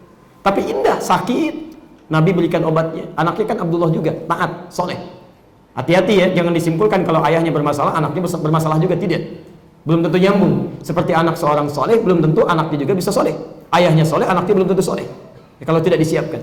Maka saat sakit itu, Nabi titipkan obat ya, kepada anaknya, diberikan pada ayah, diberikan. Begitu sampai ke sana, ya abati hadza min nabi, ini dari Nabi. Dilempar itu, dibuang. Dasar Muhammad cuma cari perhatian saja, diludahi itu. Tapi saat sakaratnya, Nabi menengok kemudian dengan sahabat-sahabat Abu Bakar, ada Umar, masya Allah. Di akhir hidupnya, la haula wala quwata illa billah, sifatnya masih muncul juga. Ya Rasulullah, ya Rasulullah, jikalau ini bagian terakhir dari hidup hamba ya Rasulullah, mohon izinkan hamba mengenakan pakaian terluar Nabi, jubah Nabi. Ingin meninggal mengenakan jubah Nabi SAW. Jadi ingin menandakan pada sahabat yang lain, nih saya nih orang hebat, teman Nabi, meninggal aja pakai jubah Nabi, kalian belum tentu pakai. Itu Umar saking gregetannya sampai mau menarik pedangnya, Rasulullah izinkan saya pisahkan kepala daripada Nabi. Saking gregetan. Kata Nabi, la faqat jubah, nggak cuma jubah aja. Ini menandakan bahwa pada Nabi itu jangan mengkultuskan yang melekat pada Nabi, tidak. Tabaruk gak ada masalah pada yang dibenarkan, tapi pengkultusan tidak. Nabi sendiri mengatakan tidak, cuma jubah, gak ada yang istimewa. Maka dia meninggal mengenakan jubah Nabi tapi tetap munafik. Itulah Abdullah bin Ubay bin Salul. Hidup yang begitu menyusahkan, meninggalnya begitu kolokan, dan tetap munafik. Makanya kalau ada orang-orang seperti ini, apa sikap kita? Saya tutup Quran surah keempat ayat 140, posisi paling kiri sebelah bawah. Lihat kalimatnya. Wa qad nazzala 'alaikum fil kitab. Ini menyikapi setan-setan manusia ya, dalam tanda petik ya. Awas, awas, hati-hati, ini bahasa kiasan dari Quran. Jangan antum lihat orang punya sifat segini, langsung misalnya antum katakan, awas ada setan. Bukan. Awas, ini kalimat-kalimat majazi, kiasan. Ya. Lihat, waqad nazzala 'alaikum fil kitab. Telah tetap ketentuan dalam Al-Quran, kitab. Kenapa disebutkan Alkitab? Di antara maknanya, sifat seperti ini dulu pun sudah ada di umat-umat yang lain. Tayyib. An idza sami'tum ayatillahi yukfaru biha. Kalau Anda mendengar ayat-ayat Allah kemudian diingkari, ditolak, bicara ini ditolak, bicara itu macam-macam, bahkan dilecehkan misalnya, wa yustahza'u biha, atau minimal ada yang mengolok-olok, antum lebih baik diolok-olok, dicela, di macam-macam, bagaimana menyikapinya? Fala taq'udu ma'hum hatta yakhudu fi haditsin ghairi. Maka jangan sertai mereka. Qa'ada itu bisa duduk, bisa menikmati segala apa yang bersumber darinya. Jadi kalau ceramah nggak usah didengar, buku-bukunya nggak usah dibaca, ya acaranya jangan dihadiri. Kalau antum fasilitasi keenakan mereka, tinggalin mereka. Ya itu pun kasih sayang dari Allah. Hatta yakhudu fi haditsin ghairi, sampai mereka itu sadar bahwa itu salah. Diisolasi bukan untuk menghukum asalnya, memberikan pengertian supaya merasa bahwa itu salah, dan dia melarat katanya kembali pada yang benar. Innakum idzam mithluhum. Kalau antum ikuti fasilitasi, lama-lama seperti mereka juga. Salat susah, mencela yang lain, menempatkan yang tidak tepat, itu keliru. Kalau antum berlaku seperti itu, maka lihat hukumannya. Kalau nggak mau tobat sampai dengan kiamat, innallaha jami'ul munafiqina wal kafirina fi jahannam jami'a. Yang pertama namanya berubah menjadi munafik. Yang kedua, siksa akhiratnya akan dihimpun dengan orang-orang kafir di neraka jahanam. Dan orang munafik ini duluan masuk neraka jahanam dibandingkan orang kafir. Lihat kalimatnya, jami'ul munafiqin wal kafirin. Munafik duluan, baru orang kafir. Kalau orang kafir masuk neraka jahanam, wajar, karena nggak beriman. Tapi ini merasa beriman, ngaku beriman, tapi membuat orang yang beriman merasa kesulitan dengan imannya. Kamu duluan nih, dasar munafik, bahasa Quran. Masuk kamu duluan, sertakan dengan orang kafir sekalian. Kalau sudah masuk jahanam, nggak akan pernah keluar dari dalamnya. Karena itu, sikap kita kalau menemukan yang seperti itu, jangan banyak ditanggapi membuang energi yang tidak jelas lah. Sayang energi antum. Gunakan untuk baca Al-Quran, melihat yang baik-baik, dan doakan mereka. Mungkin dengan doa kita akan ada perubahan-perubahan dalam kebaikan. Dibanyak-banyak berdoa untuk situasi keadaan kita, untuk ulama kita, umara kita, teman-teman kita. Mudah-mudahan dengan izin Allah Subhanahu wa Ta'ala, semua kebaikan-kebaikan diturunkan di negeri ini insyaAllah. Baik teman-teman sekalian, maka saya akhiri dulu dengan ajakan supaya kita bisa istiqamah. Ya, barangkali pas ya, 2 menit atau 3 menit ke depan. Istiqamah berasal dari kata qama, artinya tegak lurus. Kalau antum berusaha menjadikan diri tegak dan lurus, maka berubah kalimatnya dari qama jadi aqama, yuqimu. Makanya ketika Anda mulai sholat disebut dengan aqama yuqimu iqamah, menegakkan, berusaha menegakkan dengan kuat, lurus. Tapi kalau Anda berusaha menegakkan, kadang-kadang bengkok lagi, salah lagi, luruskan lagi, salah lagi, luruskan lagi, maka usahanya berubah dari aqama jadi istaqamah. Istaqamah, yastaqim istiqamah. Istiqamah. Karena itu dalam Quran kalimat istiqamah sering disandingkan dengan istighfar. Ya, Quran surah Fussilat ayat yang ke-6 itu. Ya, awas innama ana basyarun mithlukum yuha ilayya annama ilahukum ilahu wahid fastaqimu, istiqomahlah kalian, wastaghfiru, kemudian istighfar.